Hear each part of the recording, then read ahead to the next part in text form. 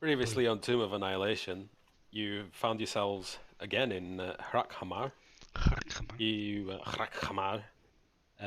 You were faced with the puzzle of trying to open a door, and you tried. Well, you tried once to open it. You gave it a go, and it didn't quite work out. However, you did get in. You were given the adamantine ingots by the dwarves. And you found yourselves again in Hrakhamar this week. My memory is a bit fuzzy from 2 weeks ago, but that's the top and bottom of it. I believe we were armouring our tortoise friend's shell with adamantine. And claws, wasn't it? And claws, yeah.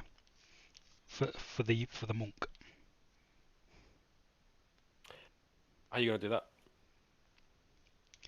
Well, much like X-Men, we were going to pop her in a tank and just. You're gonna drop her into the lava and then she'll come out with adamantine claws. Yeah, we get some guy called Stryker in, and off you pop.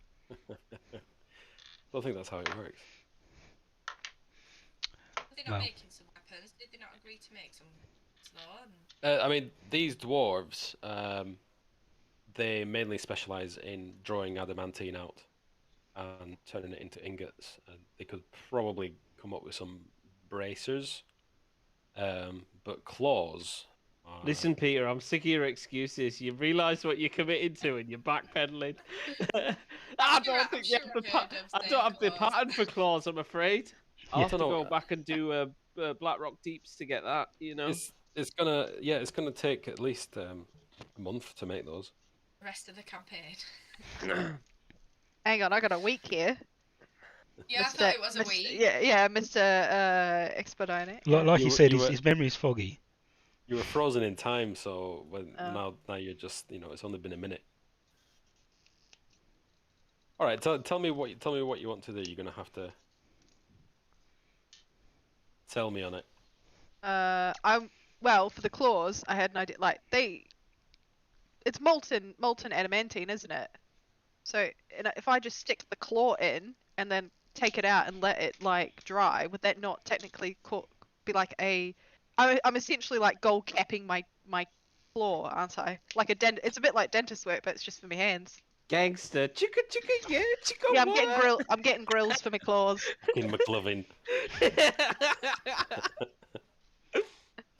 Can I just clarify with you? You already have claws, and you want super claws?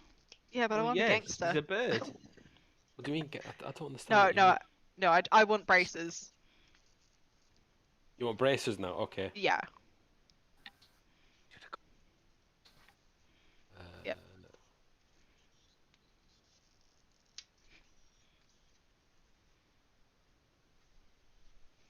Oh, Meg, look at all your notes. That is a fat wad of notes, Meg. Look at those notes. She's writing a book. They don't make much sense though. Meg's novelising this trip to the jungle. But by comparison, Meg, have you seen my DM notebook? That is it. Oh, well, yeah. Yeah, they're not the greatest of notes though. I will add that. Go on, treat us to some notes from last session. Preparation. I'm just trying to find them there because they're not even in order. Looks like uni coursework you've got there. Yeah, is that your Hey, dissertation? she takes the game Meg? seriously. This is good.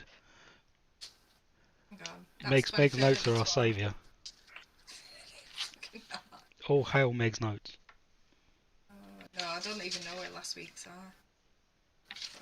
Right, I'm going to pause mute myself while I ruffle through my sheets. I've had a tidy up, you see, and messed them all up. I'll be back with my notes. I've got one good line from the notes I took, and it's Blaine chatting up nudies about Warlock. I don't recall that. Huh? That's like. I'm sure I was sober last time. A weird riddle or conundrum or something that we have to unscramble. Oh no, it's because of the nude jelly salamander, the magma salamanders or whatever they were called. Liquid hot magma. I remember pissing the salamanders off by telling them we killed every single one of their relatives. Oh yeah. Which, you know, probably not the smoothest move a bard's made, but we handled it. Now who's laughing? So, What are you building, Mike? I'm currently putting together a. Oh, you can't see it because my Oh. camera's. It's a dark elf Blood Bowl team. And to Oh, give you an lovely. idea of how fiddly it is, the fuckers have gone and put a thumb as a single piece that I have to glue to a hand. What? That And reminds me. I'm drinking whiskey, so this is going to go bad. I'm going to have the decrepit fucking dark elf team. Didn't know you played Blood Bowl, Mike. I bought Dungeon Bowl last week, and it looked awesome. So I was like, oh, Dungeon Bowl, I remember that from back in the day. Oh, we're going to get that today. It were on Fanatical for like £5, wasn't it? £5? With the DLC as well. Oh, the game. Oh, I was in the PC. Okay. Yeah. I was like, Jesus Christ, I paid 66 for mine. Fucking hell, what? But yes, while we're waiting for Meg, I'm also looking at Marvel Zombies on Kickstarter. Oh. Not cheap though. It's fucking £240 just for the base game, I was about to say, I bet it's a lot of money. and that's without all the expansions they're announcing now. So it's like, oh fucking hell. Oh, fuck that. Is it Simon? Yeah. Yeah, it's gonna be like 400 Yeah, quid by the of course time it you're is. done, Fuck and that's that. before shipping. I think I might have shredded them. Oh no, it's from last time. The last ones I've got 23rd of December, so I fucking don't know what happened. I love last that. time. Meg's like, made a fuck ton of notes, shredded them. Showing them. I can tell you what happened at the start of the campaign. Yeah, I'm good till 23rd at 12. Let me so- consult the chat and see where we told Peter we were going to go this week. Probably nowhere. Poor Peter's having an aneurysm looking at us, lot going, what you gonna do? Well, we don't know. We just roll a dice and work it out on the day. Let's go fuck Like a dragon asking- up. Yeah. It's like asking a woman where she wants to eat. Where do you want to go? Oh, I don't know. Yeah, classic. Yeah. I just want to be Jizzard the Wizard Lizard. The disgruntled fucking children party entertainer. It tickled me that. I didn't think Pete would take me seriously I could just if I introduced imagine him that. stomping off, going, "Fuck you, ungrateful little pricks." Yeah, I'm gonna I'll find show true you some real power. magic. Yeah. I'm gonna come back and kill you all. like fucking Anakin in Star Wars. Alright, hang on. We Okay, talk a lot on here. that's fine. Yeah, Meg has the cheek to say all we do is chat shit on a Sunday night. It's true though. We do talk a lot of shit. In both games. Good for the soul. It is. So, It needs doing. Okay, so here's what's going to happen. Nothing's going to happen. You ain't gonna do nothing. You ain't going to do nothing. Here's Calm your down, Connor. bracers. So the dwarves, while you've been away for 2 weeks, just standing there staring at the wall, looking at your watch, waiting for the dwarves to make the braces that you asked for, they present you with this. I thought you were talking about the downtime between our game for a second, like as if we were just stood there, like not moving, and the dwarves are like, "What the fuck's going on?" Ooh. They present you with these adamantine bracers inlaid with gold. Ooh. Ooh. ooh, very pretty. These bracers, they give you +1 to AC. Oh. They are, unfortunately, because they're not particularly skilled dwarves, they are kind of greenish black, like it's kind of spotted with imperfections. But they're +1 to AC, and they allow you to use your reaction to nullify a critical attack, a critical hit. Lovely. I thank them very much. They present it to you, and they say, "Well, we spent quite a lot of time on that, like, and quite a bit of gold went into it." And they kind of looked at you expectantly, like, I look at the party and I ask if I can borrow some gold because I have no gold because I gave it away to somebody and I don't remember who I gave it to. We're Can't just got some gold. chip in. I can chuck you 50 or so. The dwarf kind of looks a bit awkward. It's like 50, eh? Got out of 50 as well. That's all I'm willing to. 100, eh? Oof. Well, look, you helped us get our vault back, so we'll take your 100 gold, and we'll settle the debt later, eh? Sure. So, settled now. No, debt is, don't like owing debt is anything. settled. No, debt is settled. Snapjaw say debt is settled. Snapjaw. You can have a couple of ingots of this adamantium back if you want. That's it, done and dusted. Or, you know, Snapjaw can fuck you all up. How's about that? And then you know have mine. You don't take candle. Yeah. This Snapjaw mine. The dwarf instantly backs down and he's like, "Oh, okay, lads. It's we'll call it even for now, eh?" No, not for now. Even. He he looks behind him and he kind of scratches the back of his head. He's like, "Ooh, boss. I mean, okay, never mind. It's fine. It's fine. I'm sure it'll all be fine." And he kind of holds his neck a little bit, like rubs his throat. Snapjaw just goes, good.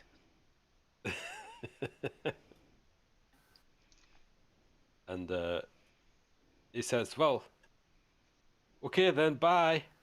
Okay, bye. Bye. And he steps out of your way. Apparently, according to our notes, we were going to look for the aborted god fetus. Oh, yeah. And there's Peter getting demonetized already. We've didn't just say the lost our baby South Jesus. Korean audience. Well, Oh, we no. run that risk every week, to be fair. At least we had like 10 minutes of stream before we lost them. But they'll never know what happened. Oh, they will. There's VPN. It's fine. I love how she's closing her eyes and there's blatant sparks flying off these bracers. When you said braces, I was like Wonder Woman pose. No, but you can see like in the video, they've obviously there's no such thing as CGI. They've got literal explosions on her wrists. Yeah, she's just like, my eyes. I'm blind. Worth it. It's the 70s. Wonder Or Woman. 80s. That top also looks like it's about to drop as well. I mean, okay, boobies. that's fine. Linda Carter. What a dame. But yeah, cool. Aborted god fetus, whoever that is. Are you just going to leg it to Omu then? Charge. Let's do it. Omu. Okay. You take one final look through Hrakhamar. Hrakhamar. As you see, all the dwarves are back, hard at work, hammering things, not soldering things, pouring things, and smelting things. You ascend the steps out of this superheated hellhole, and into the fresh air of. Oh God, that's the wrong one. That is the wrong one. I know what you just put up there. I just saw the thing and I went, oh. And oh shit, okay. You are back in the fresh air of the Kobold Mountains. You are back outside. Outside is the dwarves are obviously packing up the remains of their encampment as they descend back into the depths of the mountains. Fare thee well, my little dwarven friends. It's strangely late in the day. You didn't expect it to be so late. You've actually lost track of time quite a bit. That tends to happen when you're underground. Underground. That sounds Sound alright. of the underground. Can we make camp in their camp before we set off?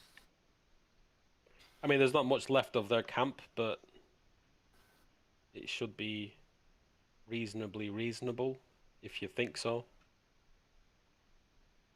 Sell it Sounds to me. fair. Tell me what you're doing. Making camp in their camp. I'll light a campfire. I'm gonna get in their sleeping bags with them and be like, Nestle deep. "Snap-jar!" and that'll do. There you go.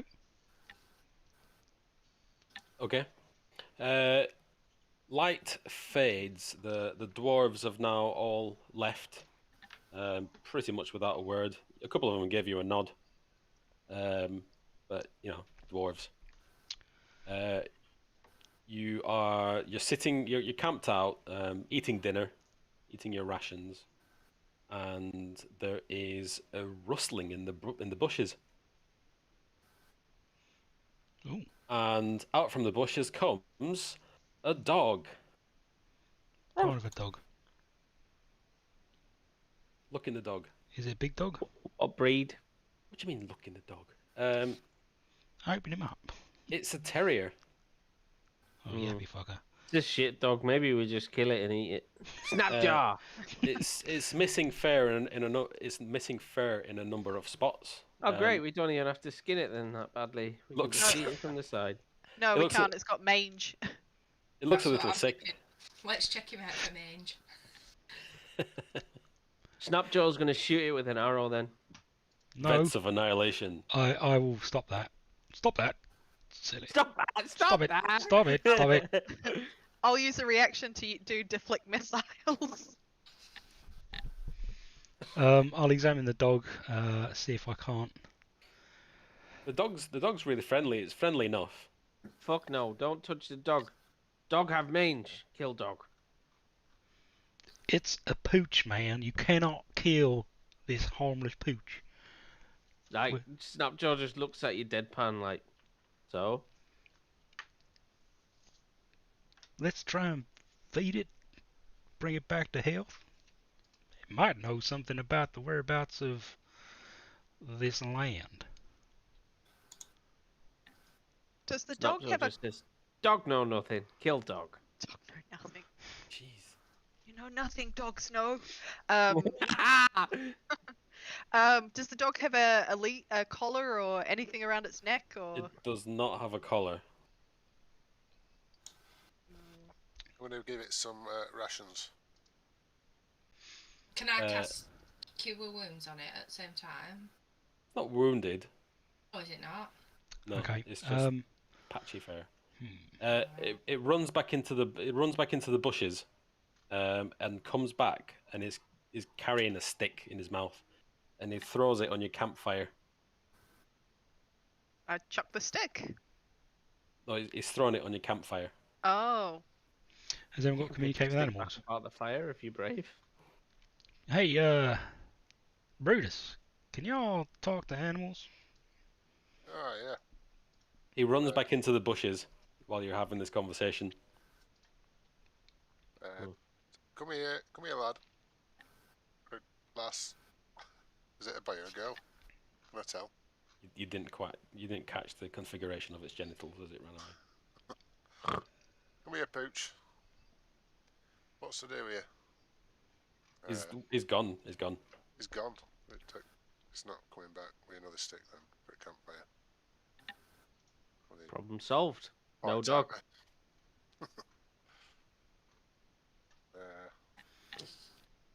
We put some more rations on the floor. Hopefully Just to track random wildlife. Yeah, random, whatever they- comes. Are there bears in Chult? Bears, dinosaurs. Yeah. Some time passes, and you hear a gurgling and like a dragging like- sound in the bushes. Does it sound like someone's been stabbed in the throat? Sort of. Oh, A shit. dragon sound or dragging? Dragging sound. Right. As the dog comes back and it's dragging a zombie by the foot. Nice. The zombie's on its back, And I mean, this little dog's doing a really good I was job. going to say, it's a dragging fucking full terrier. size- Are you sure? This is almost like an unladen fucking African swallow carrying a coconut, isn't it? Is this a European zombie or an African zombie? It's just got 2 zombies and he's banging How them can a together. 2-pound dog drag a 50-pound corpse? Well, I don't know. So it pulls this corpse to you, and this zombie is, you know, it's barely there, but it's got quite a bit of jewelry on it. Kill the zombie.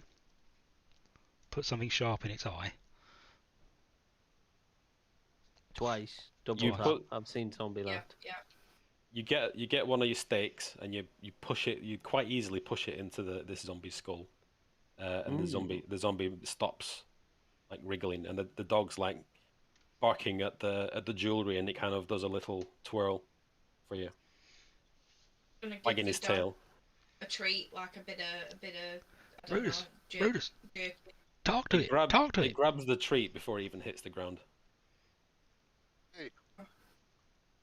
Booch. Can I It tell barks- what barks at you. configuration its genitals are now? It's a boy. It's a boy. It's got a chili Which rocket. genitals look like Peter? Describe them to me. Go on. I mean, it's got 2 fluffy balls. No, no, no, no, no, no, no, no, no, no, no, no, And the no, that was lipstick. it. No. It's like a chili lipstick. Sticky. Oh, Shut up, Michael. what happened to being wholesome? Bloody hell.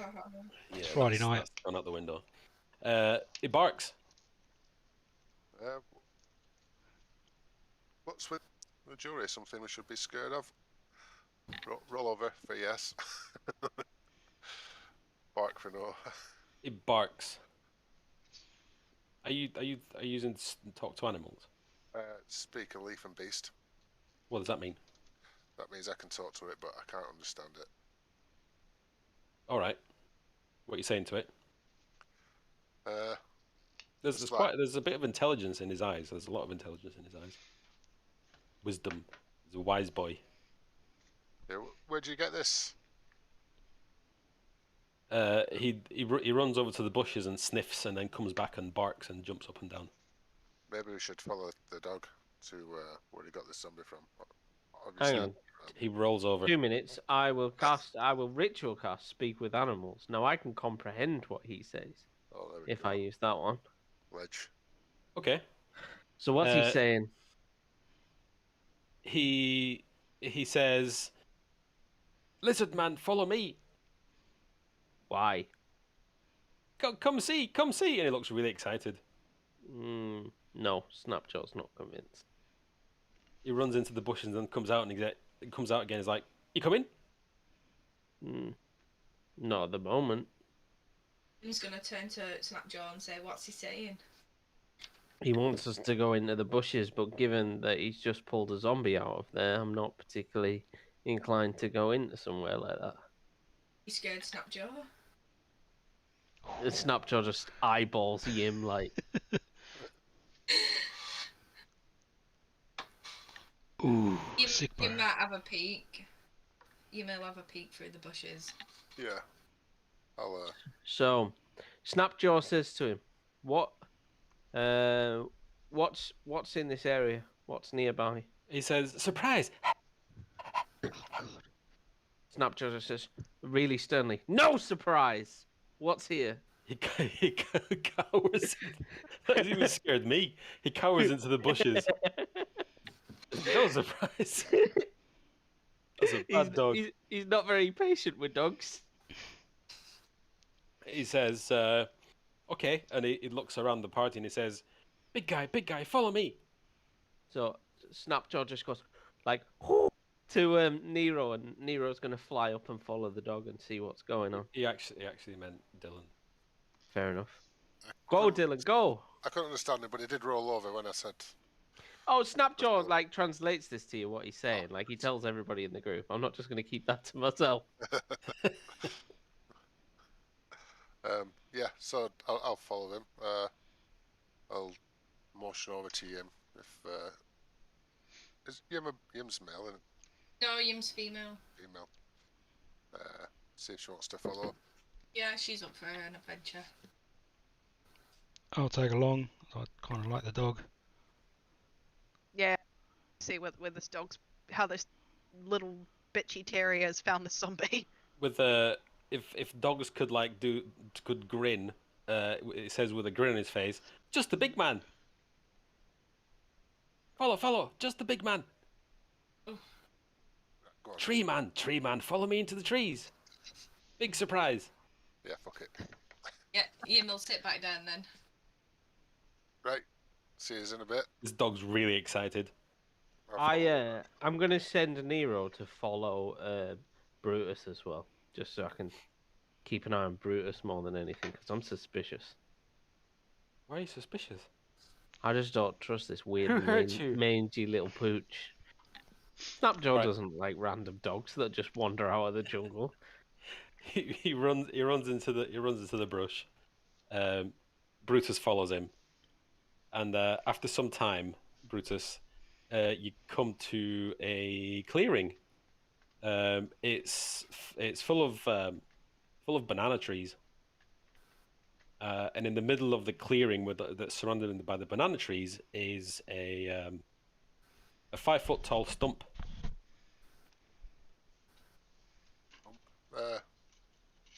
And Well- the dog just starts running around this stump like mad.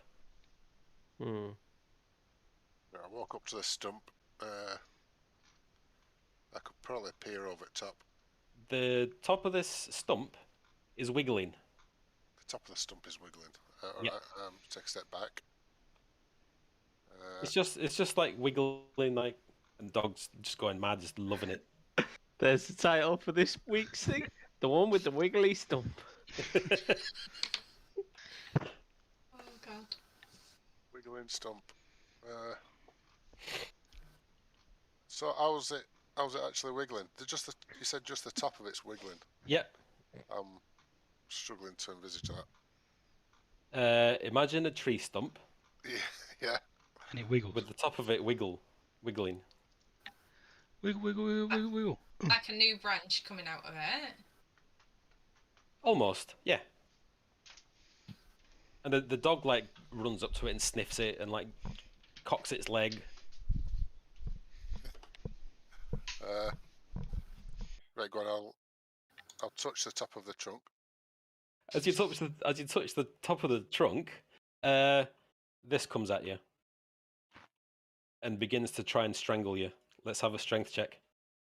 What the So let's just have a quick check what it is. Oh no.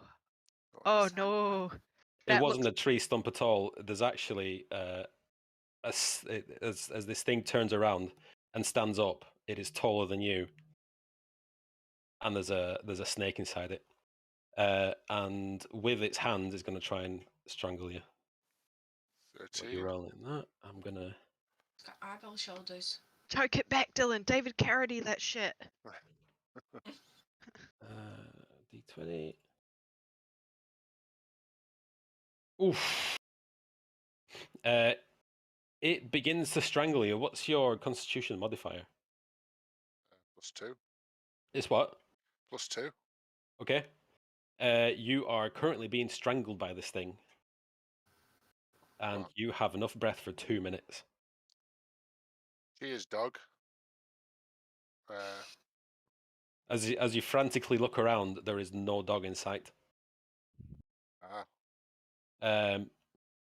Just this silent character with a bag over its head.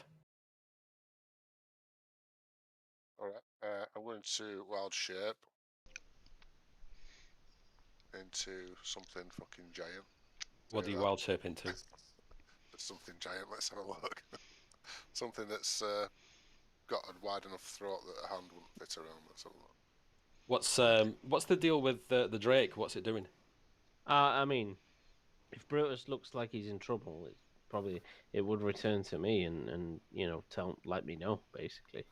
Okay, I don't think I can speak to it telepathically, so it can't tell me like instantly. Do you know what I mean? But it is sentient and can come and kind of alert me. So there's a rustling in the tree line behind where Brutus has just come from, as something obviously runs away, and this creature that is currently strangling Brutus kind of looks over Brutus's shoulder. What's Brutus doing? Yeah, we're gonna wild shape into a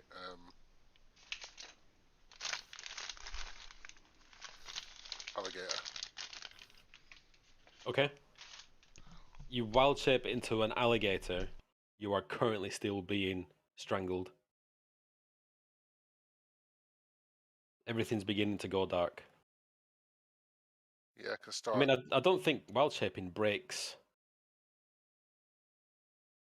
How can you strangle an alligator?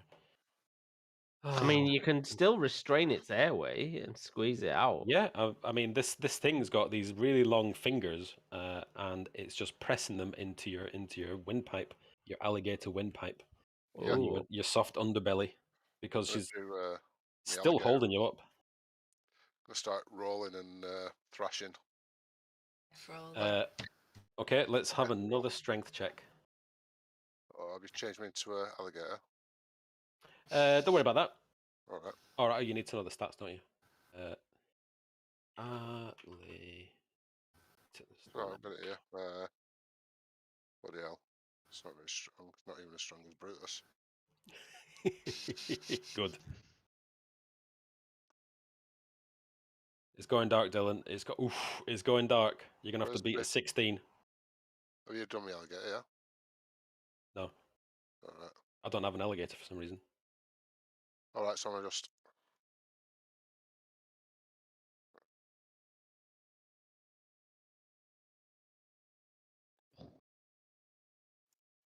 How the fuck do you spell alligator? Why can I not find alligators? What did you roll? 17. Oh, you roll a 17. You thrash and you swing your tail around as she bites into your neck. Not she, I mean it. It bites into your neck. Let's have one more strength check. Shit. Okay. You're thrashing so much that it can't get any purchase on your neck, and drops you on the ground. With a hiss and a fizzle. It's only then that you notice that everything is just almost completely dark around you. And as the light returns, you realize that you weren't passing out. It was actually the lack of light where you were. And as light returns, this thing's gone, and the banana trees have disappeared, as has the dog. Bloody hell. Do you know alligator can hold its breath for 15 minutes? Can it? Yeah, I should have just held out, shouldn't I? I mean, yeah. Should have just laid there like, Yeah. oh, well. That's all right. We could just keep doing strength checks until it took a bite out of you. It's all right. We would come to your rescue, Brutus. Don't worry. But, Nero would have come back and saved your ass. By this time, what's the Drake called again? Nero. Nero has returned to Snapjaw. Snapjaw. And somehow, how does it communicate? We would have a known system, I suppose, a method of communication through not I guess maybe either through sounds or gestures that you would indicate danger. Because whilst it can't telepathically speak to me, you do hold a bond with it, you know? Okay. So it starts making a commotion and stuff. And Snapjaw's just like, you warm bloods with your soft hearts. He says, Brutus is in trouble, and then just dives through the woods and chases after where he went. As you dive through the woods, are you still in alligator form? Are you just gonna what are you doing, Brutus? Yeah, I'm still in alligator form, but as soon as I see Snapjaw, I'll probably morph back. Okay. So as you run towards, as Nero leads you to where this encounter happened, you arrive and you find Brutus kind of sitting there a bit winded, and a bit probably confused. You know, Snapjaw does the classic Tarzan run through the jungle, you know, over all the tree trunks and through the foliage. Yeah. Rah! Like dives out of the canopy and is like, "Oh, you're okay." Yeah, just a bit. Saw this stump. and it just grabbed me and strangled me. I managed to wriggle free, but did I see which way it run, Peter? It didn't run. It disappeared. Just disappeared. Disappeared. As if it was all in your head. Some kind of but it wasn't. Scarecrow thing just strangled me and then disappeared.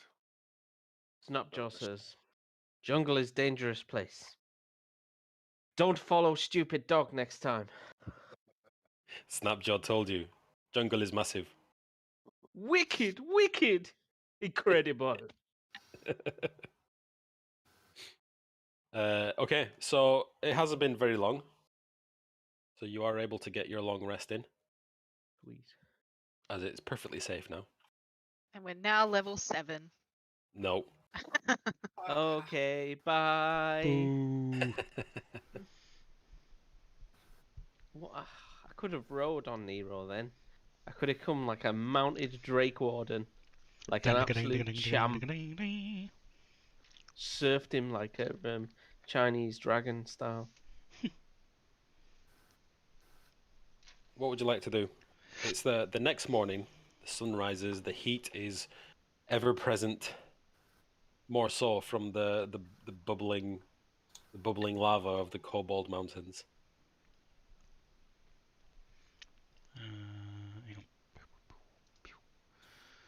Head to Omu. Apologies. Apology accepted. During the night, Brutus, you had a horrific nightmare. Oh. Brutus has a nightmare that he got thrown into a sack and thrown into the ocean. There are other creatures in the sack with you. There's some kind of bird, a venomous snake, and a vicious canine. All biting at you as the sack drops to the bottom of the ocean. And just as you manage to free yourself, you realize that these creatures are ripping you to shreds as you wake up in a sweat. And now the sun has risen and the day has dawned and the heat is unbearable. Sounds like a pleasant night for Brutus. Does he look haggard the next morning, Pete, or is he? I don't know. How would Brutus feel after? Just a bit confused. He has dreams. He has nightmares. This was vivid. This was a vivid, like you were watching a film almost. Yeah, just a bit slightly unrested. Yeah, a bit shook up. I'll probably speak to the party about my dream. Try and brush it off, but yeah, probably still a bit shook up. Sounds terrible, man. Would anyone know anything about sort of strange dreams and visions, Pete? Like metagaming, I would know, having experienced it a few times now. But would anyone else know? Did Brutus describe the thing, creature? I mean, Brutus, you could argue had previous at you could argue he had previous at the inn in Dragon Heist with the Spectre, with the witch, the Green Witch, the hag, the witch's tit. All right. This thing was considerably more terrifying than a hag. Yeah, I did describe it. I described it as like a scarecrow kind of. In this case, Blaine would recognize this creature from the horrific dreams visited upon him by his own compatriots. Oh, but I wouldn't know because I hadn't seen it. So. Wait. You saw it in your dream when you were. Yeah, but I wouldn't know if I'd understand what Brutus had gone through.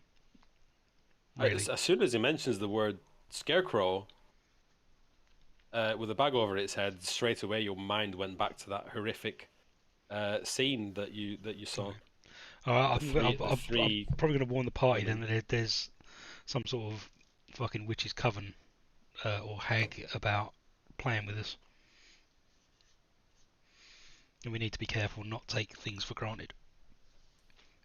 Aren't those the 3 hags that I saw when I licked the poison? I saw Blaine in the fetal position just getting shit yes. kicked out. Yes. Ah, these are the witches that guard the doodad, the fetus pot thing. The fetus pop thing? No, the aborted god fetus that gives Rasnisi. It was Power. part of, like, the power, yeah. Okay. Well, clearly they must be onto us. It would seem so. There was, from what I have written down, there is a mannish blue one, a scarecrow with horns, and one that has a head, but has the skin removed and glowing gold scary eyes, and has a set of keys in their teeth with black hair. So I'll tell the party that's basically what we got to watch out for. Can we Alright. search the blingy zombie? Oh yeah, let's. You find a considerable amount of gold on it. Gold rings, a gold necklace, even a tiara. Can I get the tiara? No. Quinn's gonna stop him and put a hand out and go, like, this is obviously a trap. If the dog leg Brutus to the strangling stump, what's gonna happen to us if we put any of this on? Ooh. It's very pretty jewelry. It's a fair point. Has anyone got detect magic? I'm just checking now. Yeah. If only we had a time wizard. No, I haven't got detect. I can dispel it. You don't have a time wizard. You just got a country bumpkin elf. Are you gonna check it for magic? Yeah. Brutus? Yeah. Can you hear me? Yep. Yeah. Oh, cool. Yeah. You cast detect magic and you don't detect any magic. I'm gonna put the tiara on. Can I check some of the... You put the Yeah. tiara on? Yeah. Okay. Like fully on? Yeah, like on my head. And I'm like, oh. As opposed to half wearing a tiara. Yeah. Cocked to one side. Slightly Gangster. skewed in a cheeky schoolgirl manner. I believe they call it coquettish. You put the tiara on. It burns. Yeah. And feel quite hungry, which is strange because you've only just eaten. What would you like to do? Some more food. Okay. You took into some more of your rations just to top up. We had a hard day yesterday. Yeah. It was a difficult day down in the mines, and yeah, it's unsatisfying. Oh shit. What would you like to do? Right. Kill our new zombie friend. Do any of us notice the change in attitude? Hey, Fucking hell, Meg, how much are you pouring in? Is that vodka or gin, Meg? Oh, that's I've run out of gin, so I get loads of beer for Christmas and never drink it, so I'm on the vodka tonight. Cheers. That's a decent sized serving, that, Meg. Is it? I'm already feeling a bit tipsy. Oh my god. I'm not surprised. That's heroic. That's more vodka than Coke, Meg. Oh, it's not. That is It is. literally 2 to 1 vodka to Coke. Meg, That's it's not how fine. much you poured Don't you let them judge you. You drink what you want to drink. Meg, you're hardcore. We gotta go drinking. We're not judging Yeah. you. We're trying to save you from alcohol poisoning. I'll die. I'm not going drinking with Meg. I'll die. I'll go drink with Meg. Be a laugh. It would be a laugh. At my Drink us all under the table. So you find yourselves, so you collect all the gold off this definitely dead zombie. It's definitely dead. You find yourselves outside Hrakhamar. Where would you like to go?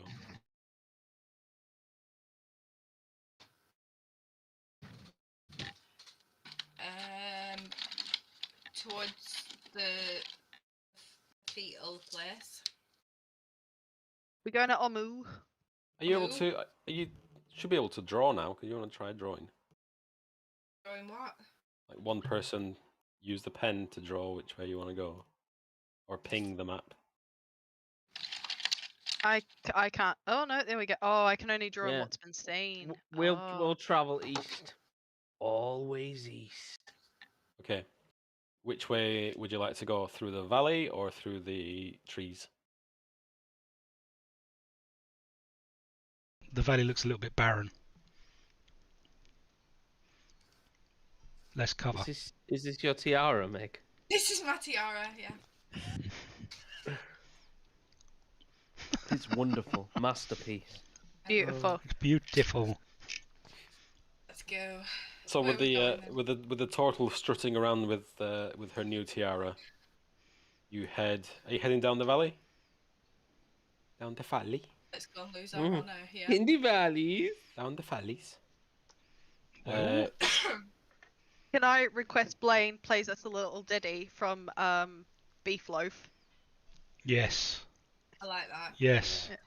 Beef loaf. I'll do anything for Rum? love, and I will do that. Oh my. Oh my. Like a bat out of Cholt. Yeah. It's a good one. Sorry, I'm gonna have to delete your drawings because they're confusing me. Okay, so can someone tell me? You approach the tree line after a long walk. It's getting to dark again. How far are we talking? After an 80-mile hike, the day I'm gonna wears be on. snacking all the way. You are most definitely almost through all your rations. As you reach the tree line, which way would you like to go? A case I would of like to go in the direction that has more rations. where's the nearest KFC? The rational direction. Oh, ha, ha, ha. Oh. I I apologize. see what you did there, and I We loved it. do have a druid that can make good berries. Just Oh, saying. yeah. Let's not forget that little Welcome to factoid. Goodberry, home of the Goodberry. Can I take your order? I might need a good berry or two to put, put me I on. mean, you're not overwhelmingly hungry. Oh, I'm not. Okay. Has It's Yim just- just got the munchies? They're saying everyone's nearly out of rations because they had quite a lot. I've got quite a bit. Yeah, no, Can I borrow some? Yeah, I just you've like got quite a chuck, lot of ration. I chuck Yim a bag of rations because I can see how she's chomping away, and I'm like, well, I'm not one to knock it. Go for it. I'll probably even eat my crap biscuits that I've had that have gone off. Okay, you enter since nobody really answered, you enter the tree line here.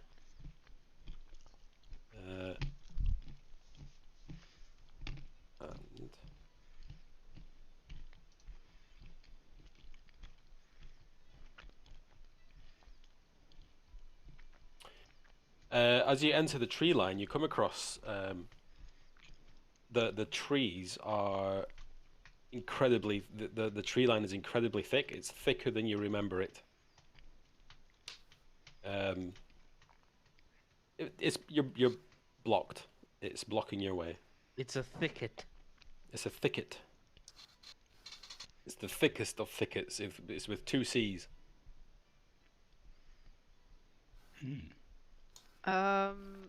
Did anyone bring a machete? Got a small knife and a mace. Can I mace it down? I've got a rapier. Oh, that probably worked out. Trim that bush, Blaine. I'm trimming. As you begin hacking at the tree line, a beautiful woman made of wood steps out from behind one of the trees. The she fuck thick, are though? you? She says, Jesus! she says, please, you mustn't harm my trees. The undead horde has done so much damage to my kind. Have mercy upon me. Okay, but who the Upon fuck are us." you? Where did you come from? Jesus, you scared the shit out of me. I live here. Alright. How call long me have you the lived here? Wimber Bride. The what? The Wimber Bride. You know, after the Wimber tree. Of course. It's a type of jungle tree. Could you perhaps maybe tell us how to get around your lovely vegetation? Yes, follow me. Okay. Wait. Are we just gonna follow the thick tree woman? The wood lady. I don't really want to piss her off at this point in time. I will say that. Through her lovely vegetation. She's made of wood. As she walks and kind of beckons you, she pulls a root out of the ground and she says, "Look, this is a Ryath root. This will make you strong, but don't eat too much because it'll make you sick." I imagine Brutus is proper into this. It's like he loves nature, and it's like, oh, sweet, a wood woman. I'm into it. Yeah, he's Wood keeps eyeing up lady. her bark every now and again.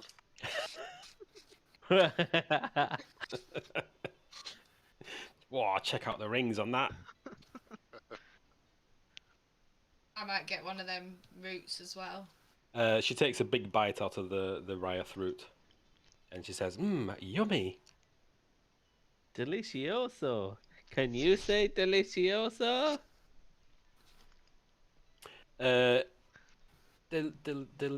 Delici... No, I can't. She says. Oh my god, what's this now? There were much worse things to choose, and I decided against it. There were. Don't type thick into Google gift search. It's something. She says. I love a whole gif. Who doesn't? First thing that pops up for me with Donald Trump. She shows you a clearing where you are able to go through, and she kind of steps aside and she says, "Okay, bye. Thanks, Thank you for not killing my trees." Anytime. Do y'all know anything about Omo? She kind of looks around and kind of scratches her arm timidly, and she's like, it's all I know is that it's a mean and nasty place.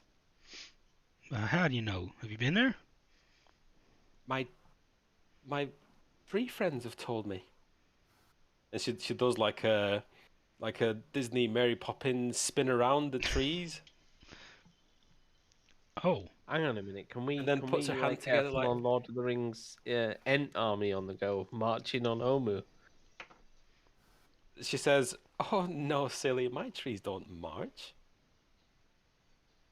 They're stuck in the ground. Look!" And she pushes one. And she looks at it and she says, "I'm sorry. I'm just trying to show them, you know."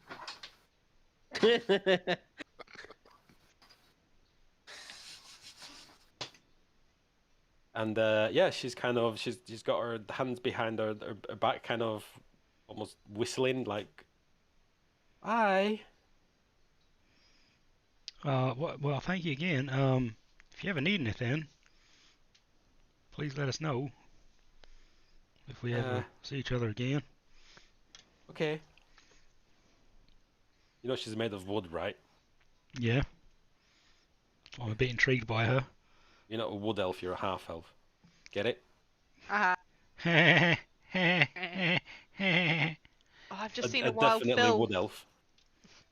Yeah, with booze.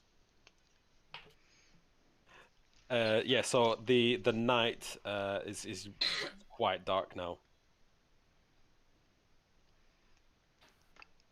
Can we ask the wood elf, is there anywhere to stay? Safe? She's not a wood elf. She's literally made of Okay, the trunk of tree with legs.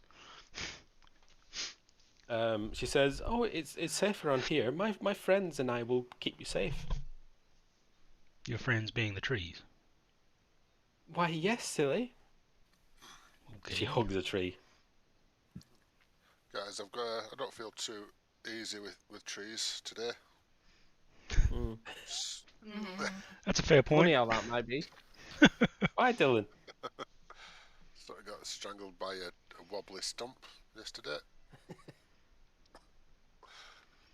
None of your trees wobble, do they? I mean, they sway when it's windy, I guess.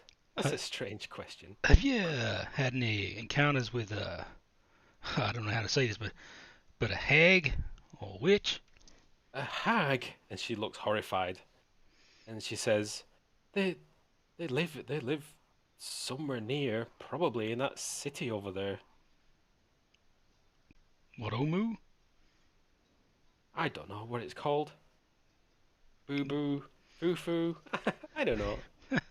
Well, we're hoping to clear him out maybe, and if you got any advice or maybe you can My help. advice is don't go there. Okay, that's fair advice. We're gonna ignore it, but if you do, make sure you get your sleep in.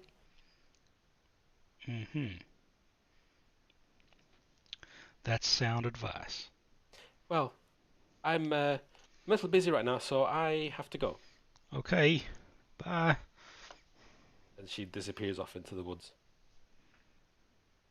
Not comfortable with this at all.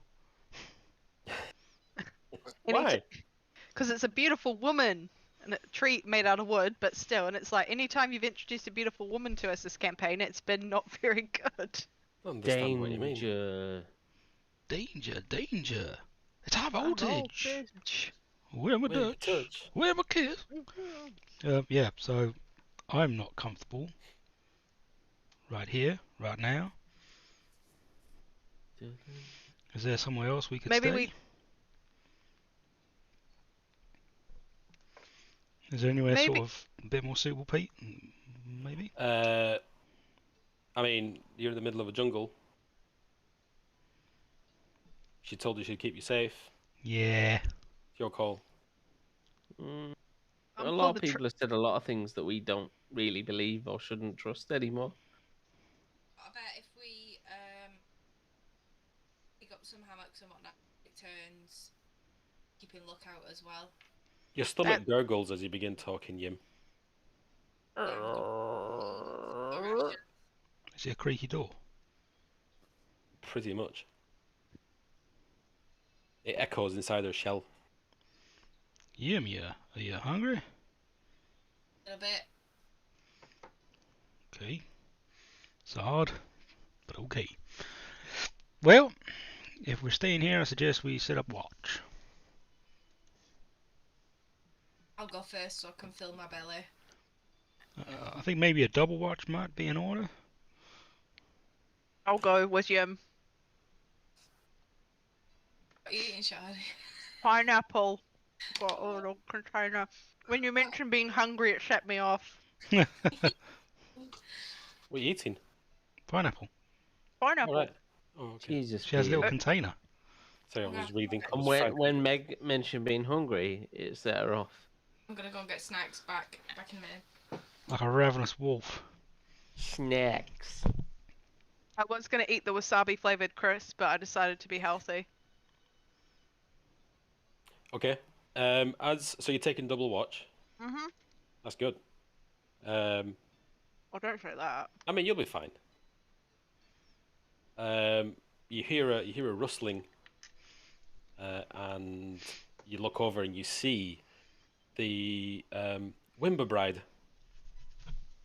and she says, "Hey, I'm back. I heard your tortoise friend's stomach growling from all the way over there, so I thought I'd bring you my special brew." And she pulls out like a bowl made of leaves, and she says, "I brought you soup." I'm gonna look at the soup. I'll say thank you very much, and I'll take the bowl of soup and I'll inspect it. What do I see? It's kind of greenish black. She says, "I know it doesn't look very good. I've made it from herbs and all sorts of things that I find in the woods. Very good for you, though." I give it to Yim. I go, here you go. Are you eating cheese, Meg?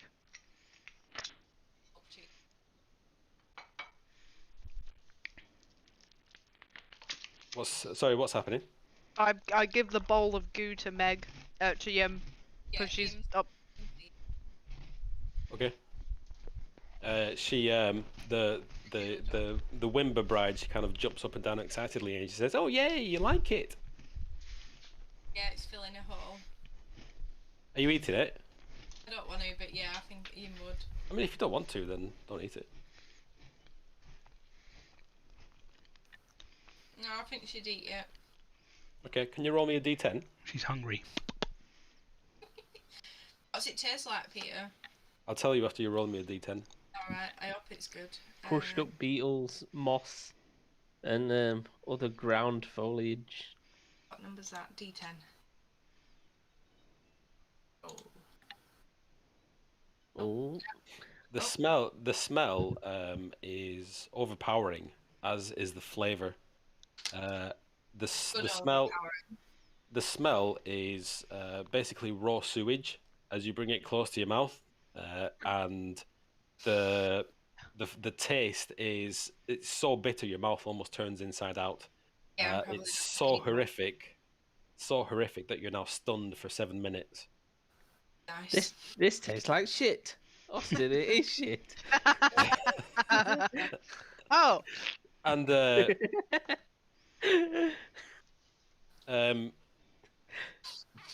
let's have a perception check from Quinn.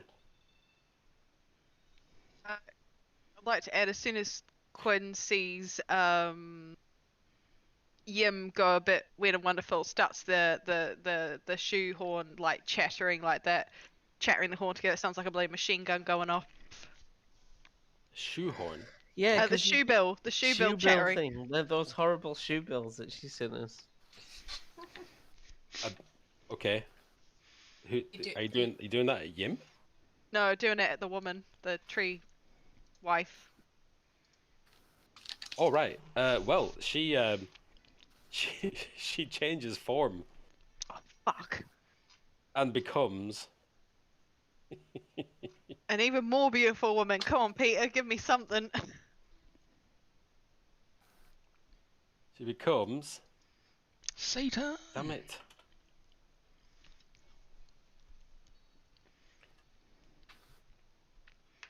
What does she become? She turns into this. Copy. So she turns into a red skull with coins in her eyes and keys in her teeth. She's a baddie. She's a baddie. Yep, she's one of the hags. Fuck. Sorry, Meg, I gave you shitty poison. So everybody else is asleep over there. Oh fuck. Can I scream out, up now! We got issues! We'll have perception checks from everybody else. with Who's disadvantage got because tissues? What? You're asleep. Who's happening? Wake up, Jizzy sluts! No, Jizzy wizards. Snapjaw hears a nothing. Hang on. Yep, I get a solid 10 overall.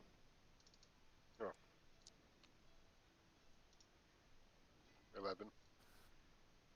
8. Mm. None of you wake up. Ah. Fuck. Fuck, Meg, we're in trouble. Um, I'm stunned, so I'm good. so it's just you, Quinn. So she's just kind of, she's stood there and she's laughing silently, and she begins laughing harder and harder as her mouth opens horrifically wide. The mouth shouldn't open that wide, and fire ants begin crawling out of her mouth in the thousands, and they're swarming all over Yim's body as she's stunned. And they begin like digging in and drinking blood. Oh god, shit. I immediately yell out like a birdly, like a seagull that has spotted a chip, and scream as loud as I can, and then I am going to use Hour of Reaping. And I'm going to attempt to scare the fire ants into not moving, and the dirty little witch woman. I'm just gonna roll 1 because I ain't got thousands of d20s. No, I know that. I was like, because ants are technically a creature, I think. So I'm like, meh, we'll see if it works. Yeah, the one body, aren't they? I'm essentially trying to scare the shit out of a fire ant and a hag. And it is oh god, it's a wisdom saving throw. Okay. Roll. I'm rolling a 11. Part of me wants to test if they it'll fail. roll 1,000 d20s now. They fail. They are now afraid of me. They will not approach me. Can't believe that word. The fire ants not only stop sucking blood from Yim, but they immediately retreat as you hear this creature give out a long raspy laugh as she disappears. Like, and the ants just scatter. I'm gonna take my spear and I'm gonna gently like whack, like not with the sharp end, with like the wooden end, and wake whoever's nearest to me up. And then I'm gonna go check on him. Okay, so as you're physically waking them up, all your friends begin waking up in the middle of the night. What are you doing? Get up now! We got issues. I mean, waking up, but I guess it's going to take me a little bit to wake up, probably. I'm gonna get close, Snapjaw. I'm gonna whisper in his ear, Snapjaw. Snapjaw says, yes. Wake up, Hag's here. Oh, he kind of put to attention a little bit more when you mentioned the hag being there, and he's like, ugh, and looks around looking for a hag. Do I see a hag? You do not see a hag. Yim with a bit of slava coming down her mouth, bit of that horrible garbage soup. And Snapjaw looks around like really worried for a second, and then goes, "Nonsense! No hag! Snapjaw! Snapjaw!" and he really stink eyes Quinn for waking him up. Oh, Quinn just walks away and goes, I'll set Yim up and I'll attempt to wipe tip her over a bit and try to get the sewage soup out of it, like just like I'm essentially trying to do the version of I'm seeing someone sick in a club toilet and I'm holding their hair back. As you throw the soup to the ground, he's throwing the soup to the ground. Is that what you're saying? That you kind of I'm just like, get that shit out of here. You know all the scenes from Alien where the blood kind of spatters all over the spaceship, and it kind of hisses into the bulkheads. This soup turns into this weird green foam as it begins eating away at the ground, and all the grass and trees around it begin to instantly die. Oh no! Except there's no woody woman there to go, oh no, my trees! You fell right into it. I found the world's greatest weed killer, though. Yep. Too bad it's all been used up. What are you eating, Dill? Yeah, what are you eating? It looks good. Dill pickles. Popcorn. Oh, popcorn. Salted or sweet? Sweet and salted. Disgusting. They're the best. I don't approve. Lightly salted is the best popcorn you can get. Absolutely. Wrong. Absolutely. Wrong. Sweet popcorn is an abomination. Sweet popcorn's amazing. Has to be really lightly salted though, but like I like lightly salted popcorn. Or drenched in like shitloads of butter. I like Yeah. it. It's good. I'm about that life. Anyway, I stay with Yim and like just keep an eye on her while she comes out of her stunned soup delirium. Appreciated.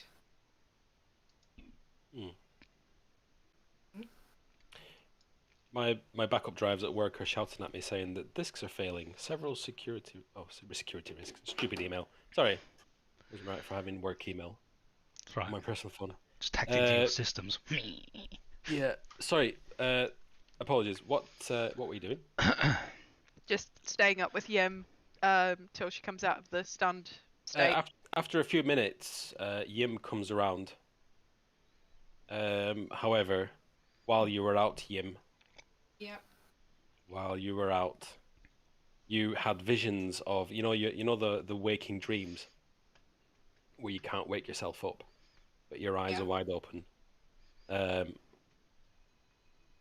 Yim was lying immobile on her back, but conscious, as this creature with coins in its eyes came over, humming a weirdly creepy tune, as she took out 2 stakes and began hammering them into your eyes. To my eyes. While you were still awake, while you were still conscious, and the ants were crawling all over you. And just then, you snap out from your stunned state. But my eyes are okay. Like, checking my eyes. You feel for your eyes for a moment, and no, your eyes are still there. Your peepers are still peeping. Good. I passed the initiation stage to join the fire ant tribe. I take it as well. Quite. But goddamn, you're hungry right now. Oh, he's joking. I think I might root through someone's knapsack then, because I don't think I've got any rations left. Okay. Which is like, you're going to need a bigger shell there. Carry on like that. A bigger shell. That's cool. It grows with me.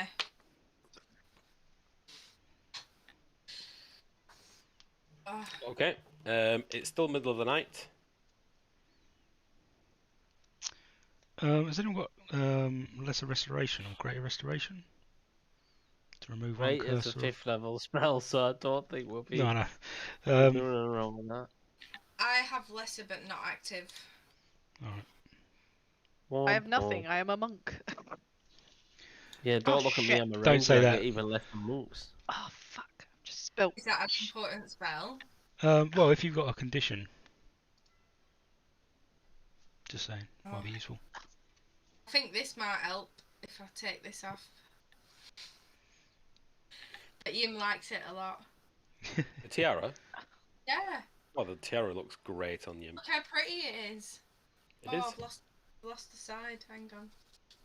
There we go. Oh, maybe it might fall off my head while I'm sleeping. So, you're around your campfire. I'll set up watch. You're right, Craig. Second watch. It's been a long week, mate. Sorry, I am quite tired. So it's not because I'm bored. It's because I'm quite tired. I'm pretty sure I just saw you rubbing your actual eyeballs rather than. Forgot to close his eyes when he went. Just Oh. like that moment in Shaun of the Dead when he just goes and there's that squelch noise. Oh. Yeah, okay. so I'll take up second watch. And while everyone's sleeping, I'll try and slip the tiara off of Yim's head. Okay. It's a nice tiara. Yeah, not really my thing. Are you sure? Yeah. Have you ever thought about wearing a tiara, Blaine? Not really as a half elf bard. I'm quite attractive myself. I don't need to bojangle my face up. I mean, not even just to try it on. Nah. Right. Not my scene, dude. Okay. Unless you want me to roll something. No. Right. Nothing to roll. Sleight of hand. To take the tiara away. Hmm. I mean, Yim's out for the count. Okay. I mean, I'm not going to bin it. I'm not going to throw it sort of miles, but I'll just sort of stuff it somewhere safe. Okay. To keep it safe. You took the tiara away into your pack. Not into my pack. I don't want to seem like a thief. I'll stuck it in Snapjaw's pack.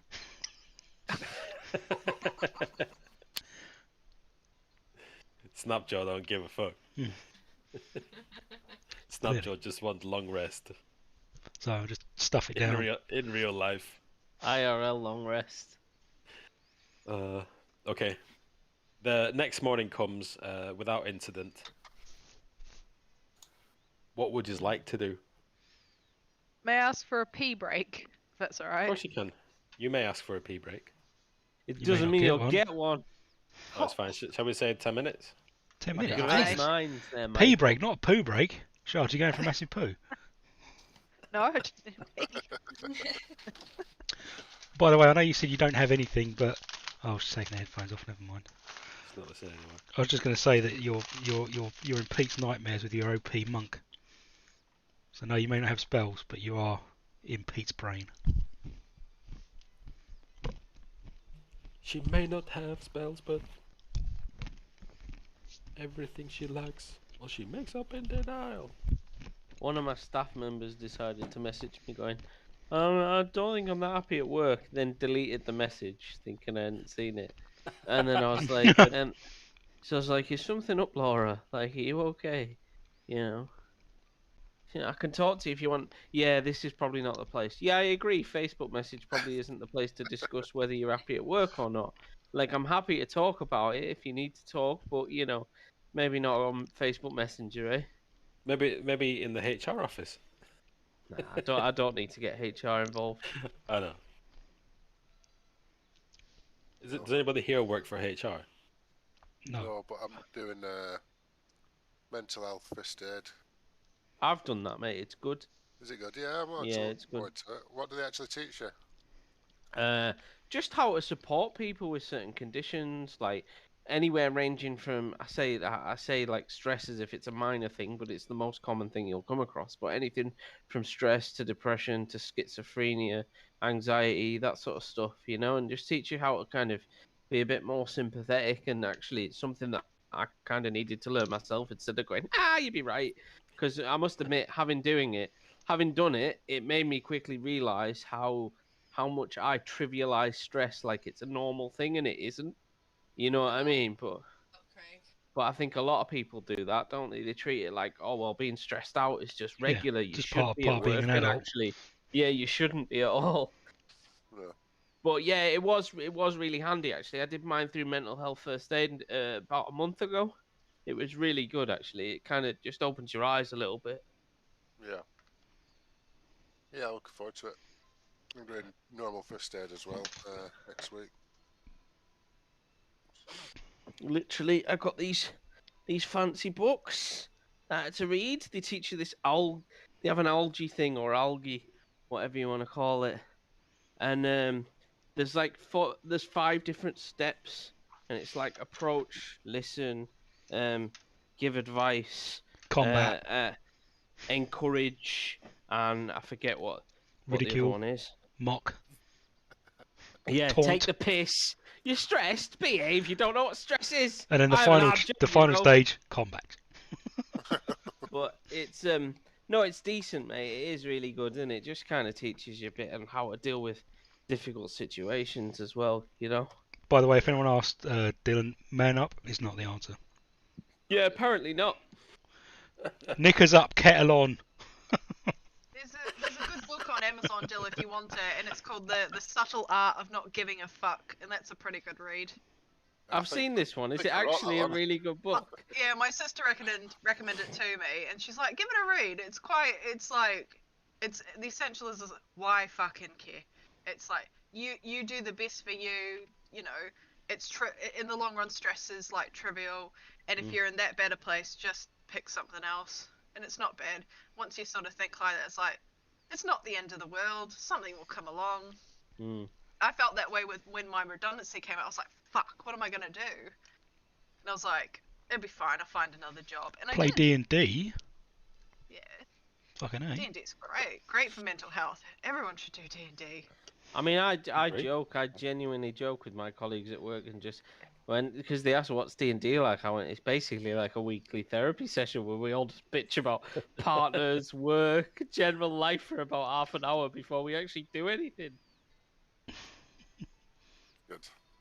It's good to vent. It is. Oh, yeah, you need an outlet. To stick my fingers in. You're now freelance, aren't you, Mike? Like you're a free man. Kind of. I'm in a secondant company, so they basically haul you out to other companies. And this week I've been doing training videos for the secondment company, which has been boring as fuck.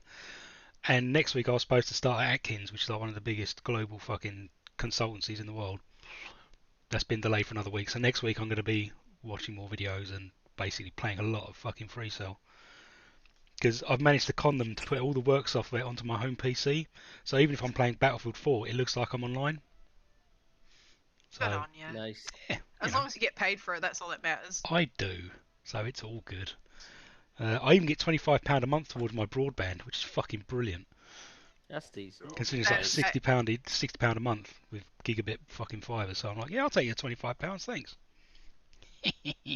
I've got Pezzy broadband, so I don't pay anywhere near that.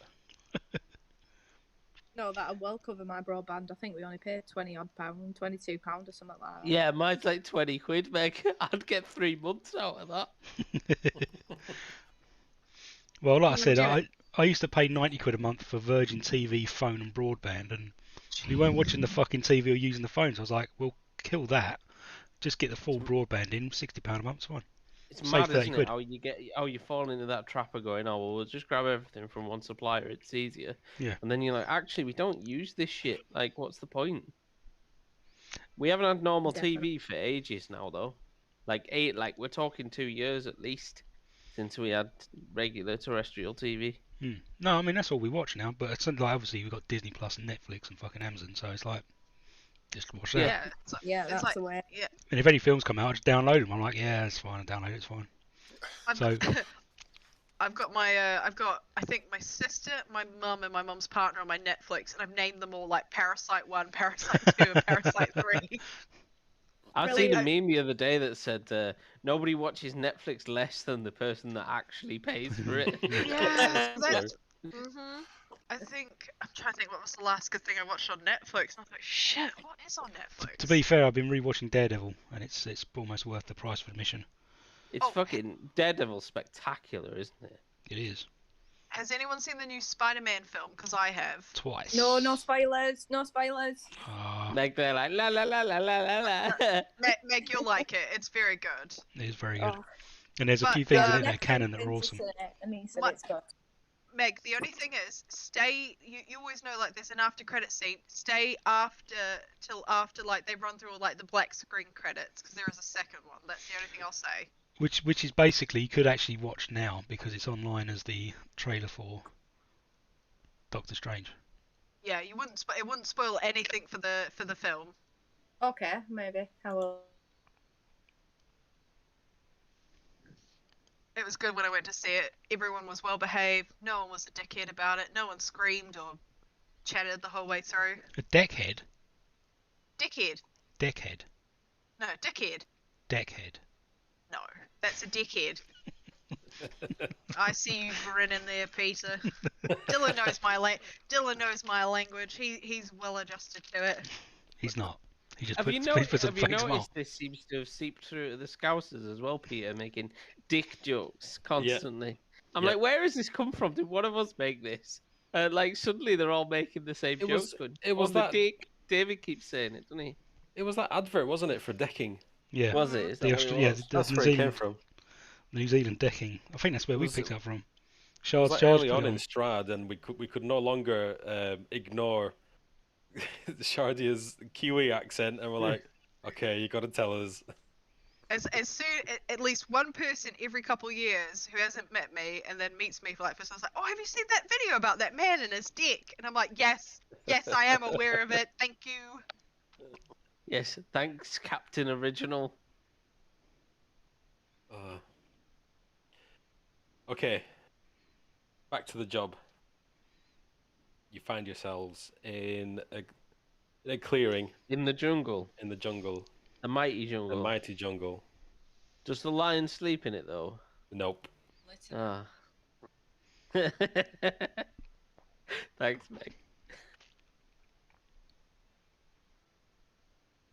What would you like to do? I would like to forage for edibles. Yeah, I think I need to restore some rations. Okay. Is there any possible way of sort of finding hags? Don't worry, they'll find you. That's what I'm afraid of. I don't think that, her tiara's been stolen. She's too busy trying to reassess the damage of her rations. Your tiara's missing, Yim. Yeah, she's alright with that, I think. She's just like, fuck, I've got no food and I've got no breakfast. I better sort that out. I'm feeling less hungry, I guess. I'll go foraging for, I don't know, food and that. This one's great. Did you know there's a kind of mushroom that if you eat it, it will feed you till the end of your life? Which will be about 5 minutes long. Yeah. That's a really like painful end to your life. That's like that shit joke Dylan told me. Do you know 100% of people die of death? So it's also 100% of people die of living. Yeah. And you said it to me with dead confidence and serious, and I was like, what?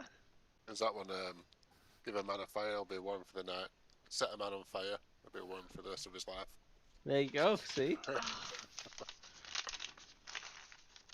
You begin foraging.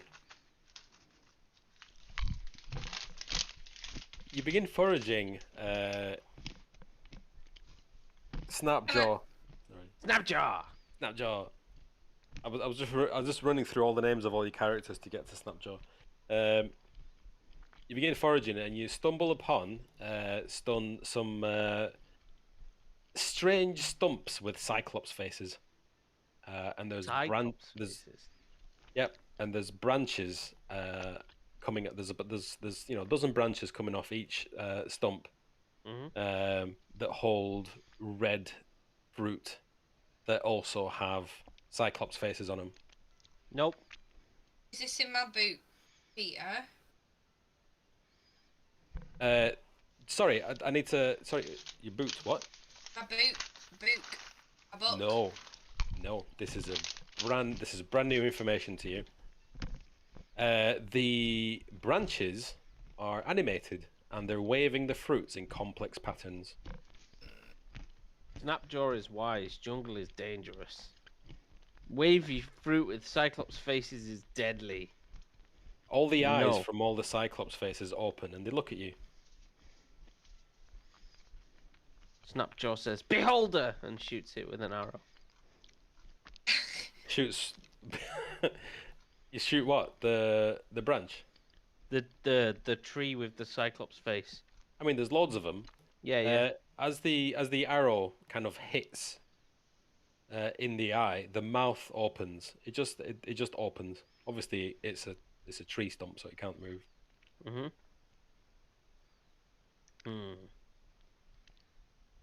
He knocks another arrow to the bow and just suspiciously looks around. He doesn't like this. He knows it's unusual. It's definitely not natural. It's not. It's like nothing you've ever seen before. I'll head the other way. I'm gonna walk away from it. Okay. All right. You returned from your foraging journey empty-handed. Fair enough. As you didn't find anything else.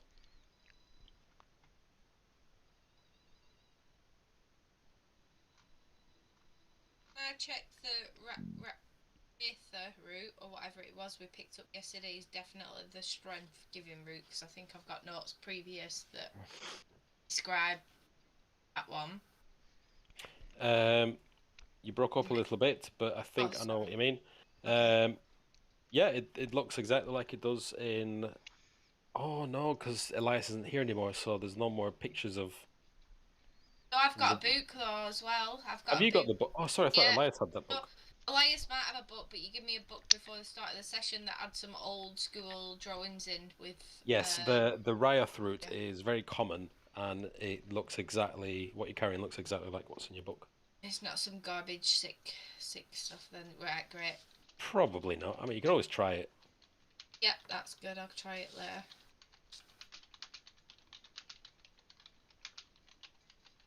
What would you like to do? Quinn is going to get out the cooking utensils and attempt to make eggs Benedict. With rations. That's very specific. With Quinn's own eggs, just like, I laid one. Food for the day. I feel that this is time for a skill challenge. Yay! Right, let's do it. Let me bring up your character sheet. Okay. Don't you dare make I an also, intelligence check. well, I don't know. Charisma? Eggs. Eggs Benedict. Recipe. Oh no, not that gift. Oh no, Ainsley, no. Yeah, boy. You boy. Give your meat a good old rub. That's my That's- favourite that's- Ainsley oh, Harriet one. no, that's the- Like, oh, Ainsley, could you come? It's like innuendo bingo watching Ainsley Harriet.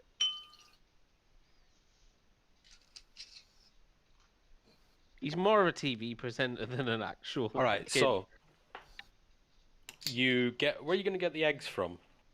I'm going to forage the surrounding area for birds' nests. Okay, as a bird yourself, they're easy to spot, these nests. So you pick some. Cannibal. You pick some random bird eggs to cannibalize. Yep. As soon as Yim shouts cannibal, ooh, you feel good. It makes you feel good to shout that word out. It does, because I was an egg once upon a time. That's true, yeah. Well, and then Quinn looks back up, so was I, but you don't see meat stopping me. I'm a veggie. All right, so you collect some eggs, 8 to be precise. So Oh, I have a mouthful of cleft. you fill a pan. You get your canteen out. You get all the water. You pour it into the pan. Begin boiling the water. You add a splash of vinegar that you somehow magically done. Yeah. Vinegar on eggs. I have The cooking water- utensils. Fucking Greeks. she's- They put anything in with anything. She's making Eggs Benedict. He's gonna throw some feta on it in a minute and a bit of How do yogurt. you? Ooh, okay. With the tzatziki, let me drizzle it All on. right. You get your bisto out and you put some boiling water in it, and you make literally every British meal that's ever been made.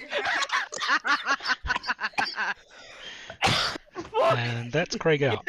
You deep Kill fry Craig. it and turn it super beige. Yeah, Everything's beige and bland. yeah. You Enjoy go for it. spice level called bland.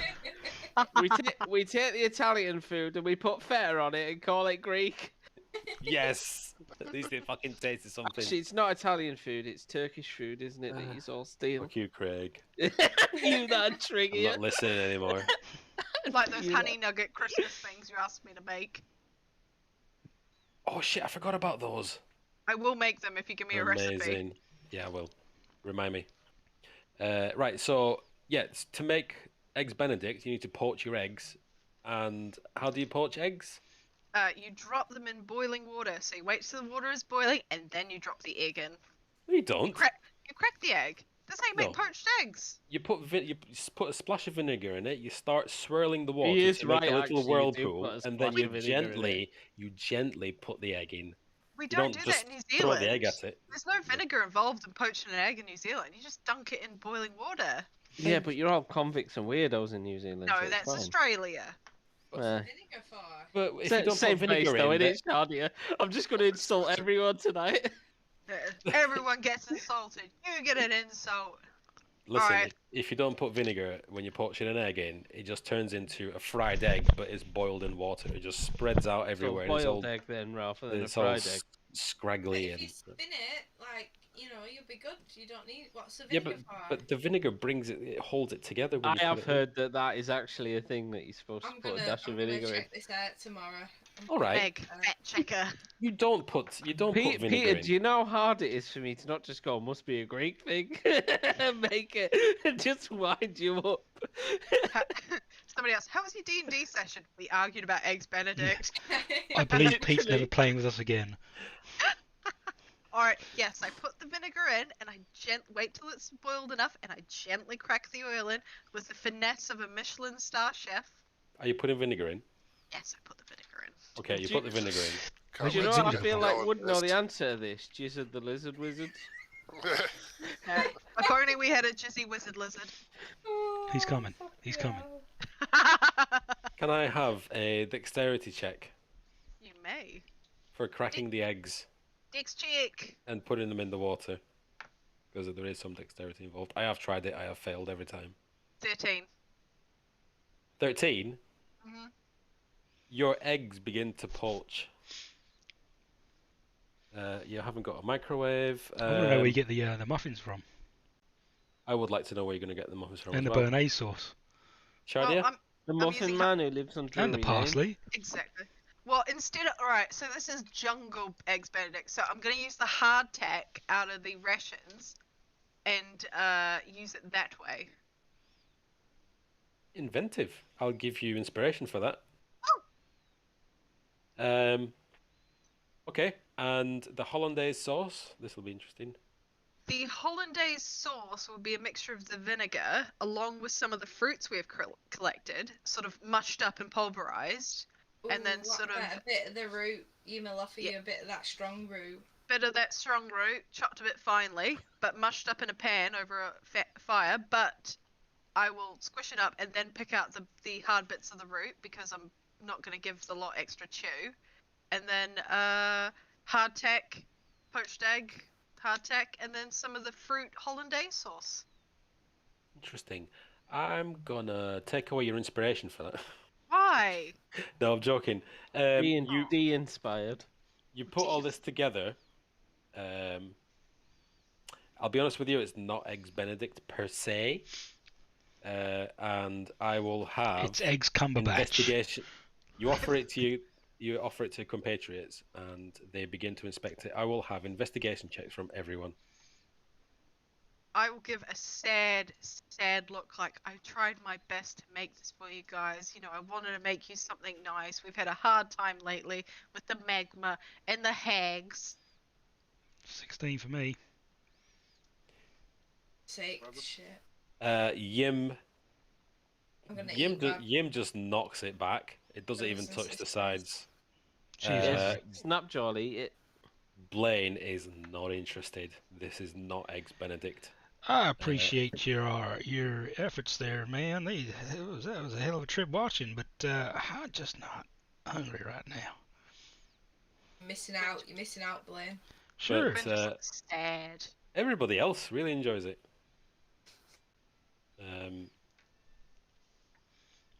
No, I won't make you roll Constitution because she passed the dexterity saving throw check. Okay, so you have a hearty breakfast and you are all inspired apart from Blaine,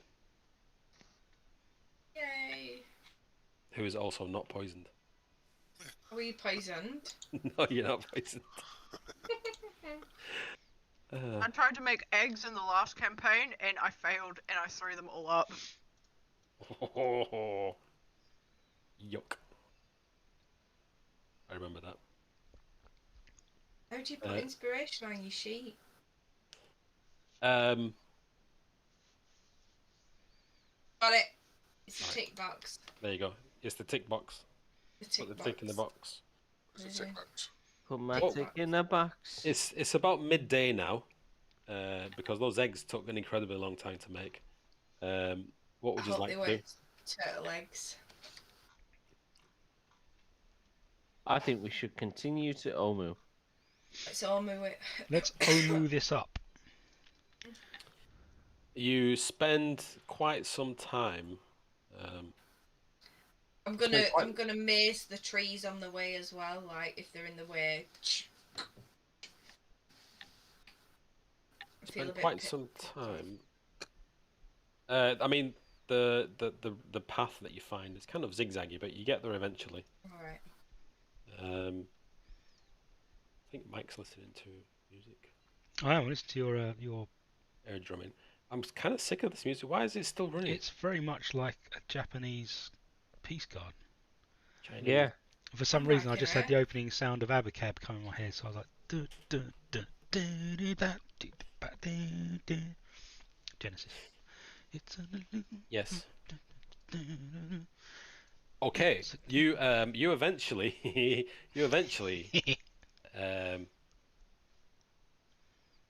The jungle parts to reveal a dead city enclosed by sheer cliffs. Ruined buildings and stone boulevards rise like ghosts from the floor of the misty basin. Colourful birds glide overhead. A waterfall pours into the basin in the far distance, creating a swollen river that floods much of the city before draining into a deep rift filled with molten lava. Let me bring up the city. Hot magma. Liquid hot magma. Oh, this. Oh, this. Oh, okay. Seems familiar for some reason. I don't know why it would be. A ruined palace lies a few hundred feet from the edge of the steaming abyss.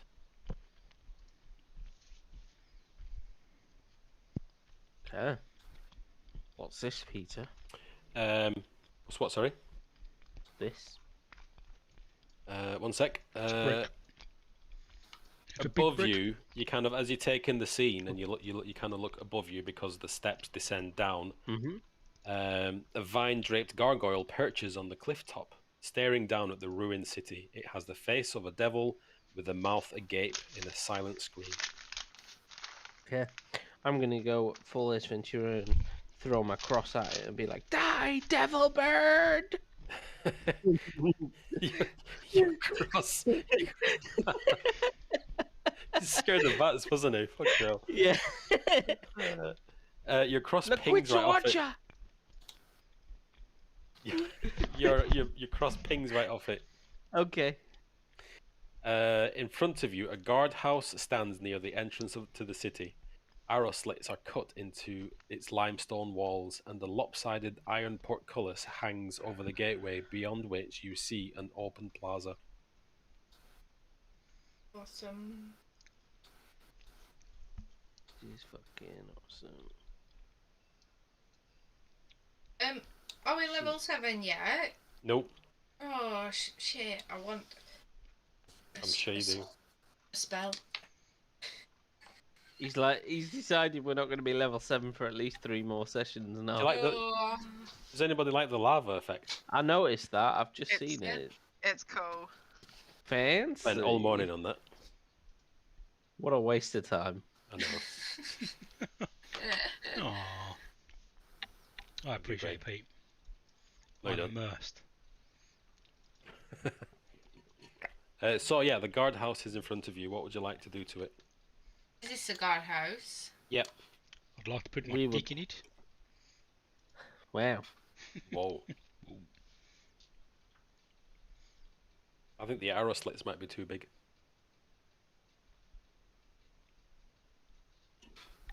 Can we see anybody poking out of it besides this gargoyle that's got his mouth open?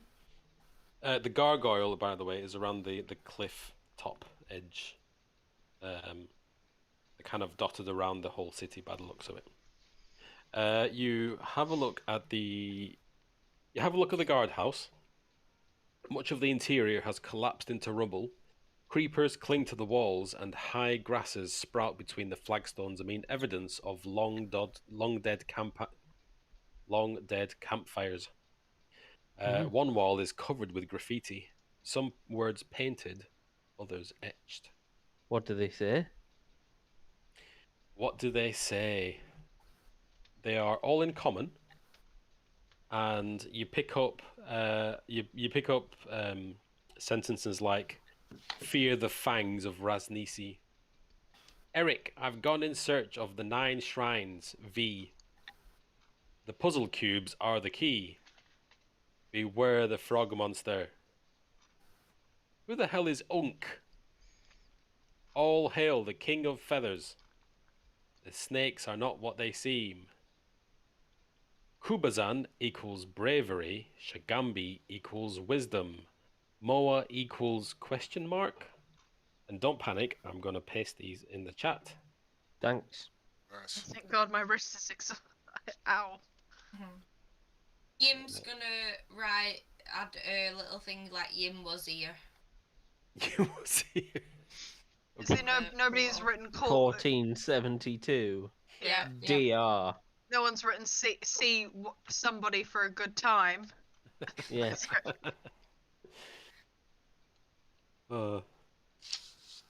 Sending Stone the wood woman for a good time. Lies and scandal.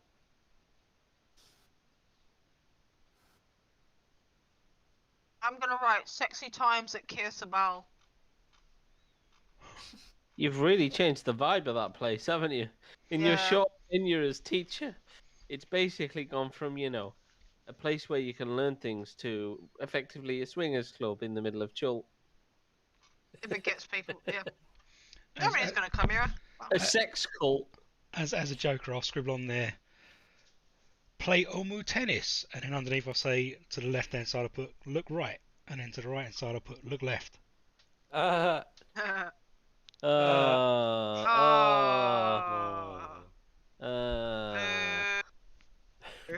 Booing intensifies. I didn't say it was a good comic. Who wins? Let's have a perception check from everybody. Ooh. Perception. Perceive some stuff.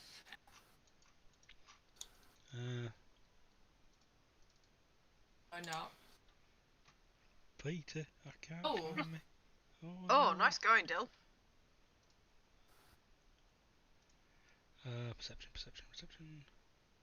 I thought I got 11. I didn't have my glasses on. I'm cleaning my glasses. I got Brutus 18. sees it all. Apparently. Anyone else? We missed anyone? Looks like Brutus sees time and space itself. I can't pull my character sheet up. Pete, Nope. Pete, I can't pull my character sheet up. Oh yes, Annie. Help me, Peter. Peter. Oh, Peter. Oh, Peter. Don't drag your tokens anywhere. Just use them for your skills. I'm just going to use your party token because there's barely any maps for this. Oh man. Bullshit. Okay. And Yim. There we go. Hawkeye. So. What would you like to do? Carry on further down. Which way would you like to go? Down. Where do these steps go? They go up? Down this. Yeah, let's go down. Go Okay, down. I mean that's a gentle sloping slope. It used to be steps, probably. Then we'll gently slope down the slope. Can I slide down on my bike? Yeah, I mean you Can slide I down. surf Yim's belly and down? I was so close. Let's do it. It's the slowest surfing experience you've ever experienced. I love the fact that Yim doesn't give a fuck and just like, yeah, jump on, no bother. That's what the vodka does. Oh dear. Whoa, really? Okay. No. Uh, No. That entirely changed the tone of that conversation in one quick comment. No, come on. Come on. It's the vodka. Bit of Vodka. vodka in a mini one. You Jump dirty on. savage. Jump on. Right. What are you doing? Come on. You are here. So, where would you like to go? Are we in a residential area, like the area that we've entered into? Is it more so like the business district? Given that no one's here, you probably wouldn't know. That's very true. Pretty much that. There's no like thriving marketplace. We rock up to Omen and like, oh, come buy my stuff. No, I mean, like, is there remains of market stalls, or is there, is it mostly housing? Like, am I seeing any council buildings? This is a local shop for local people. You see a coral betting shop. You see some Nail bars. cancer research shops. Help the Sorry. aged. Yeah, sorry, Baldi. educate it's called now. Is it not Baldi called Bill. Help the Aged anymore? I And see it. on the ground, you just see a very strange little square device with what appears to have buttons on going. Diddle-day-day, It's a fucking Nokia 3310. It survived all this time. Jesus Christ, they blew it up. Answer it. No. Would you like to? This is Daniel. Would you like to talk about your home insurance? Tell me which way you're going. So you got lava to the east, and you've got buildings to the north. Buildings to the north, rather than the lava. I think the lava's not really worth exploring just yet. Okay. No, we've already been in close encounters with magma. Why wouldn't we want fiery death? So, you're heading north. Yeah. Yes. Okay, as you get to here, smoke drifts lazily from a walled compound on the left. The gate lies in splinters and scorch marks deface the buildings. Near the center of the compound is a plaza littered with charred human corpses. One of the corpses is being torn apart by a pack of wild dogs. Is it fresh? Yep. Snapjaw just shoots the dogs. Let us roll some initiative. Yay! Let's fight. Because dogs suck. And Snapjaw knows he's right. Yep. Especially after last time. Oops. I'm just going to roll. Forgot where my token was. This is going to be more like Theatre of the Mind. There's no map for this. So, aww. Doggies go last. No.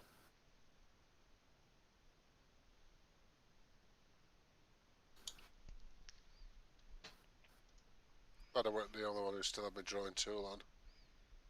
Yeah. Yeah. Who's going last? Yep. Sorry, that was me. I was like, why won't my token work? Why are you both green? Sorry? Nothing. Carry on. Right, so you get a surprise attack. Snapjaw. Snapjaw! You ready?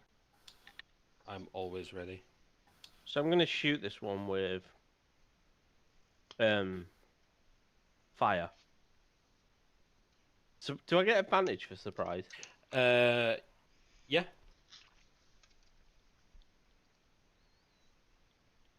Oh wow. 15? 15. That is a hit.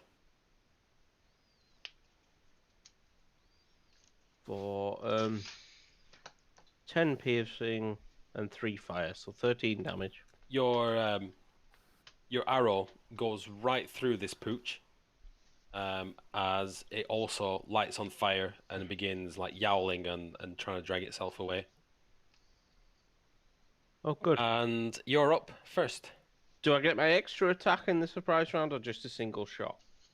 God, It's up to you. You Yeah, can go on rule then. out. Yeah, if you wanna say yeah.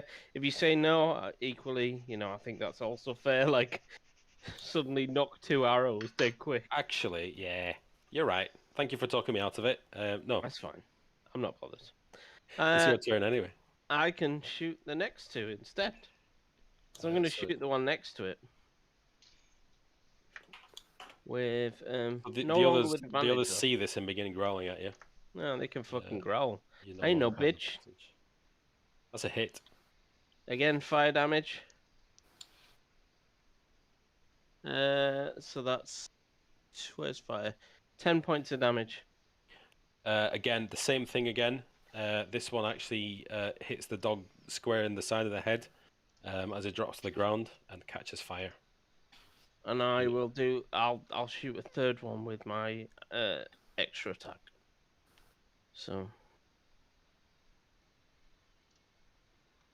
Ooh, that might not be 12. That hits. Wow. Right on the money. Again, fire. So 9 piercing. Oh, 1 fire. That's still 10 points of damage in total. Again, these arrows are going through these animals like a hot knife through batter. So yeah, Snapjaw just spams off 3 arrows fairly quick. Individual targets, and then that's him. Oh, Nero. Shit, I forgot Nero.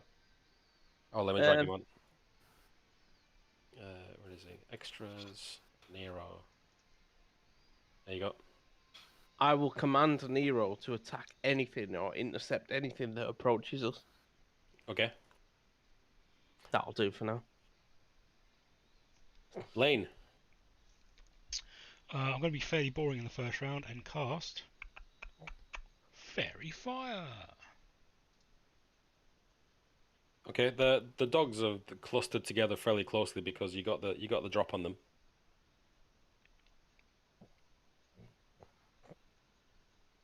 Okay. What do they? Oh, I have to click the thing. Okay. I mean, these are literally dogs. You know, there's nothing. Yeah. That's a 6. So they all. That is a 5 and. Yeah, Dex 14. Oh, that's an 18. Okay. That passes. So the first two are illuminated in a purple-violet light. They are illuminated in the purple-violet light, but one of them manages to duck and roll out the way somehow. Poor little pooch with his friends dying. Is that you done? Yes, for this round. Everyone gets advantage for those that didn't pass. I'm gonna go for the one that didn't get hit by the fairy fire, and I'm gonna attempt to slash its jugular.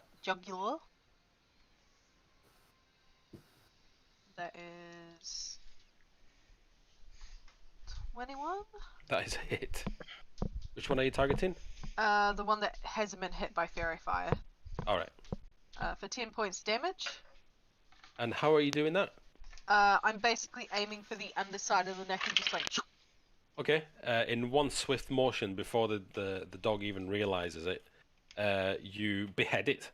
The head just you overcook it and it flies through the air. And I'll attack the one closest next to it again. Okay. Poor doggies.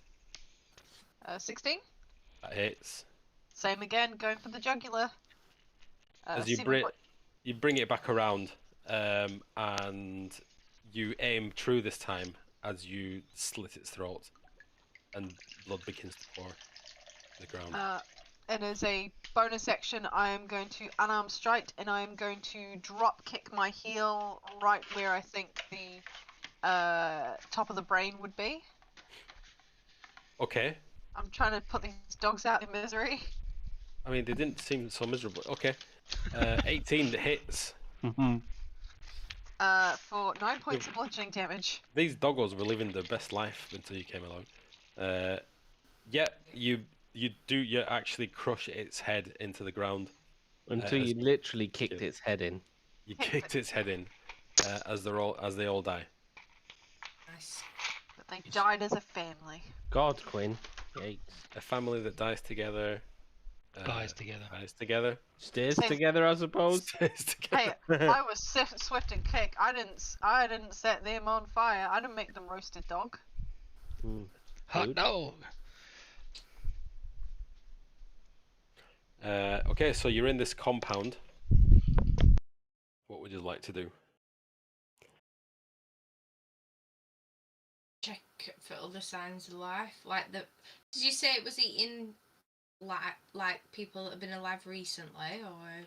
Okay, so in the center of this horrible scene, you see a glaive that has been thrust into remains of a burned out pyre. A glaive is a really long weapon with it's like a pole arm, but it's got a very wide blade at the end of it. Just FYI. So a glaive has been thrust into remains of a burned out pyre. Charred snake skulls and blackened inhuman vertebrae are lashed to the spear. On a wall nearby, a symbol has been daubed in ash. A snake curled in a spiral, gripping a circle in its jaws. Live snake. Charred snake. Charred snakes. Charred snake. Skulls. Do we recognize this symbol from anywhere? This is the first time you've seen this. All of you. Make a note of it. So what was it? Sorry, it was a snake with. So a glaive has been thrust into remains of a burned out pyre. Charred snake skulls and blackened inhuman vertebrae are lashed to the spear. On a wall nearby, a symbol has been daubed in ash. A snake curled in a spiral, gripping a circle in its jaws. Let's have a Let's have a religion check from Yim.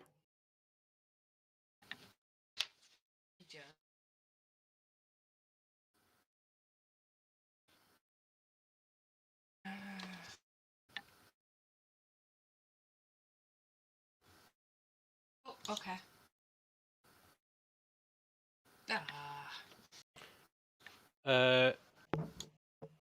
I mean, it rings a bell, but you can't call to mind this particular shape. But I mean, with a 10, this is definitely some kind of burial rituals taking place here. However, it doesn't escape your notice that the corpses that the wild dogs were ripping apart were dressed in red, all of them. Oh no! There's about 30 of them. I know what this is. Fresh. Yeah. Quinn knows what this is. Fresh red robed people. So, do you remember how I might have told the red dragon that some people in red were trying to pinch its treasure? Yeah. Well, yeah, that kind of came to fruition, didn't it? Cheers. You may have upped the difficulty level on this in this encounter with that. Oh.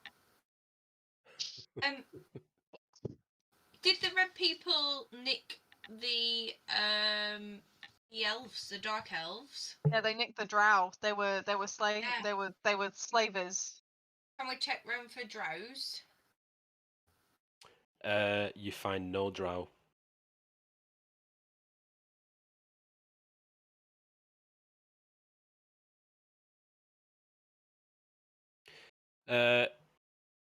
Let's have a.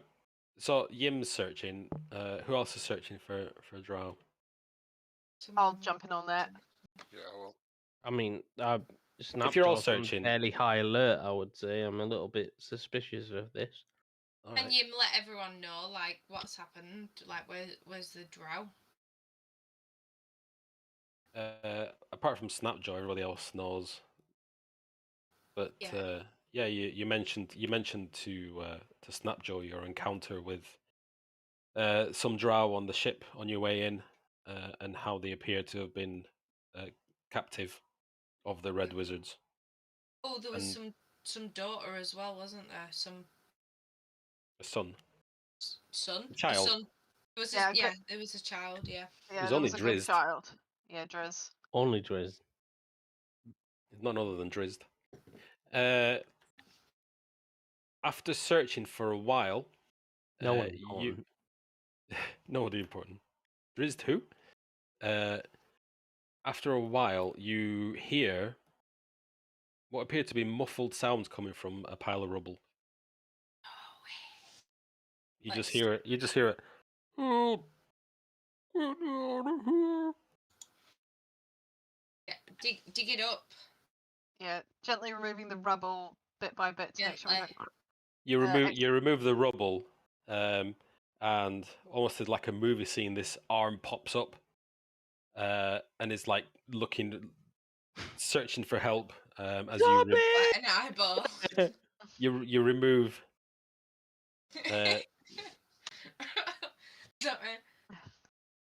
You remove all the rubble, and you find underneath an emaciated old man who looks like this. Copy. And his name will become apparent. Whoops, don't know why I've done two. Orvix Okramas. Yeah, we've not got to that bit yet. So yeah, he you pull him out of the rubble, and he says, "Thank you, water." Give some water.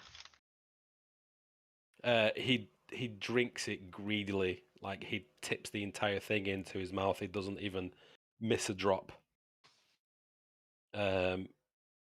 And he kind of he semi collapses with relief.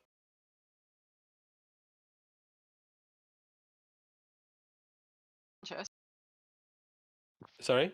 Is he still conscious? Yeah, he is. I'll lean him up and I'll ask him what happened and how did he get here. He says, we were attacked by the snake folk. They came out of everywhere. Oh God! And he looks around as he realizes what's happened. And he says, "They're all dead." And a look of relief crosses his face. Mm. You said it was burnt human bodies, didn't you? Or did you say it was bodies that were burnt? Human, yeah. But Oh. also some there was snake skulls on the kind of like a totem of snake skulls.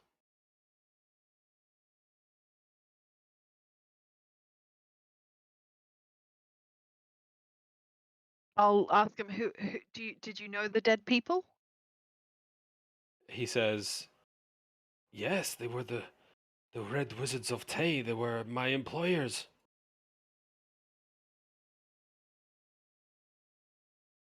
What did you do for them? I was a scribe. What did you scribe? I scribed documents. I catalogued their discoveries. I translated for them. Do you have any recollection of anything recently? I mean, yes. Anything specific? I don't think I have amnesia. Oh God, have I got amnesia? Oh, of course. My apologies. My name is Orvex. Orvex Lacramus. Did you have anything to do with the attacks? No, not us. Oh, phew. So what are you doing here? Are you explorers? Are you adventurers? Yeah. Please take me with you then. Are you? Do you want to venture and explore? I do. More than anything. But mainly I want to find sanctuary. Fair enough. Yeah, I would too. Does this man look local? Like, does he look like he lives in Schultz? He does, yes. He's not a drow then? No, he's not drow. He's human. Oh, right. Drow are like black elves. I assumed he was a drow, seeing as that's what we were looking for. Right, oh. Go on, sorry. No, I was gonna ask Orvek about had he seen any drow while he was working for the Wizards of Tay. Drow? No. Tej. No. Tej. Tej is the drink. I know, I'm just confusing people. Right. Thank you. Wizards of Tej. Wizards of Tea. Wizards of Nest Cafe. We are the Lords of Earl Grey. With our subsect, Taifu. Oh no, that's nasty. Oh, Taifu sucks. You have to pick the literal worst brand of tea one can buy in a shop. Toads. He says, listen, I'm a translator. I can help. I can help you translate the old Ormoan language, and I speak Grung, and please take me with you. How do we know you're not going to sell us out at the first opportunity? Sell you out? You're my ticket out of here. I don't think we'll lose anything taking him with us. He says, listen, I'm gonna be honest with you. The moment I find a way to leave this place and go back to my family, I will. But I'll tell you first, I'm not gonna double cross you. Looks at him like, and gives his muscles a squeeze like Purple Aki and goes, "You are dead." Wait. technically, wouldn't he be giving the muscles a squeeze if that dude's muscle squeeze if he wasn't purple hacky?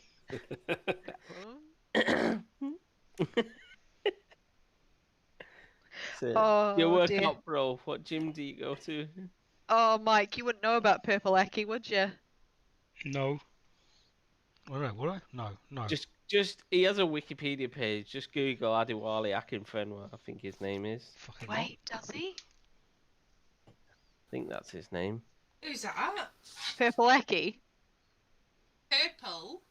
Yeah, hang on, I'll link it in the page for you. There you go. No, I've got his name wrong. It's yeah. That'll be helpful.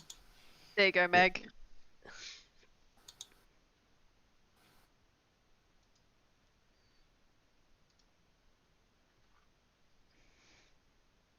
He's only a couple of... Oh no, he's fucking massive. 6 foot. Shit. Right, He's okay. huge. 6'5". Yeah.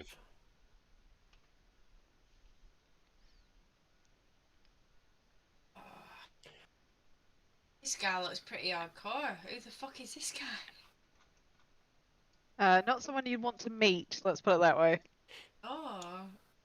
He's of no threat to you or me, Meg, but you know, Dylan might be the worry. Okay, fair dues.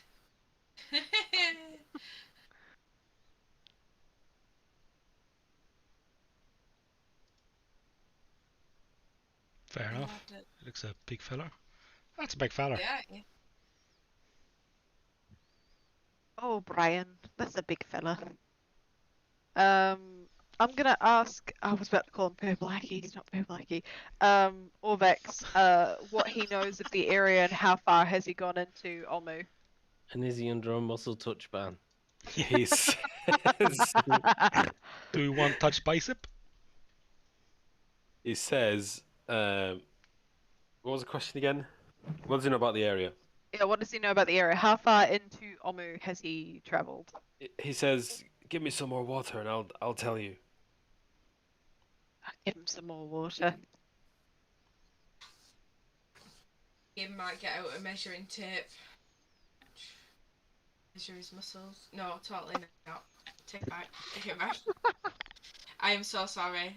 It's the vodka, it's fine. The vodka, yeah, it's vodka. Fucking hell. To be fair, feeling I him just water? poured myself a fucking scotch and coke and it's brutal. Yeah. Cheers, I ju- Mike. I Chin finished chin. my rum and I thought I wouldn't bother pouring any whiskey. I'm Yeah. gonna have another. Let's do another. It's Friday, let's do another. Let's Yes, do another. we should go I out want to drinking. know who gifts you vodka at Christmas and just keeps giving it. No, right, seriously. Just, one sec. This is a problem that I've got. It seems like it. Right, since I've had kids. Oh, since I've I'm had blaming the kids. kids for the vodka, are you? Oh, Totes. totally. I would totally buy that. I'd be like, you know what? You fucking do you. Kids fuck you up, don't they? Kids No, are fucking awful. honestly, Let's fuck you Honest- up. They do. Jesus. My brother-in-law Peter, every year Not me. he gets me port. This is the latest one, but That I've got case like is fancy as fuck. Oh wow, Meg, you got a proper pork connoisseur, aren't you? yeah, but Well, like you have this to have is that the with shit. cheese, don't you? I've got port there. I've not drunk port in 3 years, and we've got some on the top there as well, all covered up. I don't really drink that much. I only drink on a Friday night with you guys because you know why not?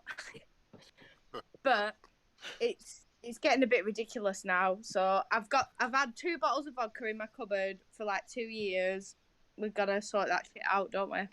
Smash it. I've run out of gin. It looks like I need to come up north, and we'll do no D&D. You can. Are you into port, Mike? Because you can take a bottle. Take a bottle back down south. I've got too much. It's any port in a storm for Mike. No, No. Oh, No. port is like Alright. sherry, isn't it? It's yeah. To be fair, I've never Yeah, tried port, but just I've never tried it, I don't think. It's not. It's an acquired taste. It's Yeah. drinkable, but do you want to drink it? the fact it's Nah. fortified wine and wine. Yeah. It's old people's drink. I'd rather Yeah. drink mead. Proper old soaks drink. What happened is I went away to a really nice hotel when Freya was about 6 months old. She's now 8. I mentioned that we had a nice like port nightcap, and then since then I've got port for Christmas and my birthday every year. So I've got a Dangerous. first stack of. It's like when you meet someone, yeah, I like frogs, and then 6 years later you fucking nothing but frogs. Just fuck off. Yep. That is Oh, it. That is Mike it. likes Star Wars. Nothing but Star Wars. I love Star Wars, so it's all fine. But something random like that. Oh yeah, I kind of like frogs. Yeah. I like £50 notes. But only the fake ones. I like crackles Well, and No, cheese. they gotta be real. They gotta be real. Crackles and cheese. I love it. I love it. Meg said she liked something once and that was it for 6 years. That's it. But in fairness, I've got some Harry Potter stuff, so I'm cool with that. To be fair, I think there's a running gag here. shit, The what's next time you happened? mention you like something, you're fucked. We're just gonna send you shit for your birthday. If we ever do Secret Santa, whoever gives the port to Meg. No, please don't. Please, I've got like at least 6 bottles. Oh hey somewhere. Meg, here's a bottle of port and vodka. Yeah, vodka and gin. I'm all good with that. I can drink that. Just put the vodka in a pot like box, so she thinks she's getting porn. It's like I got you. But it sits in a Got you. box for like 4 years. When- I've had when's it- this for years. This is like years old. I've just cracked it now. You know, When's your birthday? not yet. Cheers. Okay. Cheers. Did you do Oh, a two? really, Meg? Did you do a 2-1 ratio to the vodka? Again. What? No, I Pro- poured it probably. continental. Yeah. More vodka than Coke. Yeah, that's continental. I say that, but I'm Yeah. drinking hard seltzer and occasionally taking a swig of mead, so I'm in no position It's to Caribbean as well because it's cheaper to import alcohol than it is to import the mixers. So when you ask for like a Jack and Coke, you get 4 to 1 Jack Coke. Maybe I should put a bit more. Fucking vodka in mental. then. Let's do it. Right, we're good. We're set up for the night now, I think. Anyway, makes you feel any better when you go to Russia. Chasers are laughed at. It's just the spirit. never going to Russia then. Yeah, I You shouldn't go to Russia. Oh, I'll fuck, die. The Yeah. thing about Russian vodka is that it doesn't taste like British vodka. Have Tastes you ever like had diesel. Grey Goose? Yeah. No. Grey Goose is probably some of the nicest vodka. It's not. It doesn't have that shitty taste that Smirnoff has. No, Yeah. no offense. It goes down like water, and before you know it, you are out. That'd But be Pete, amazing. That's Let's when be you honest, that's mate. when you're getting that's when you're You're- getting invited to church karaoke's at 3 in the morning Pete, by you're- Yuri and Andre on Peter, the you're bus. not known for your stamina when it comes to drinking.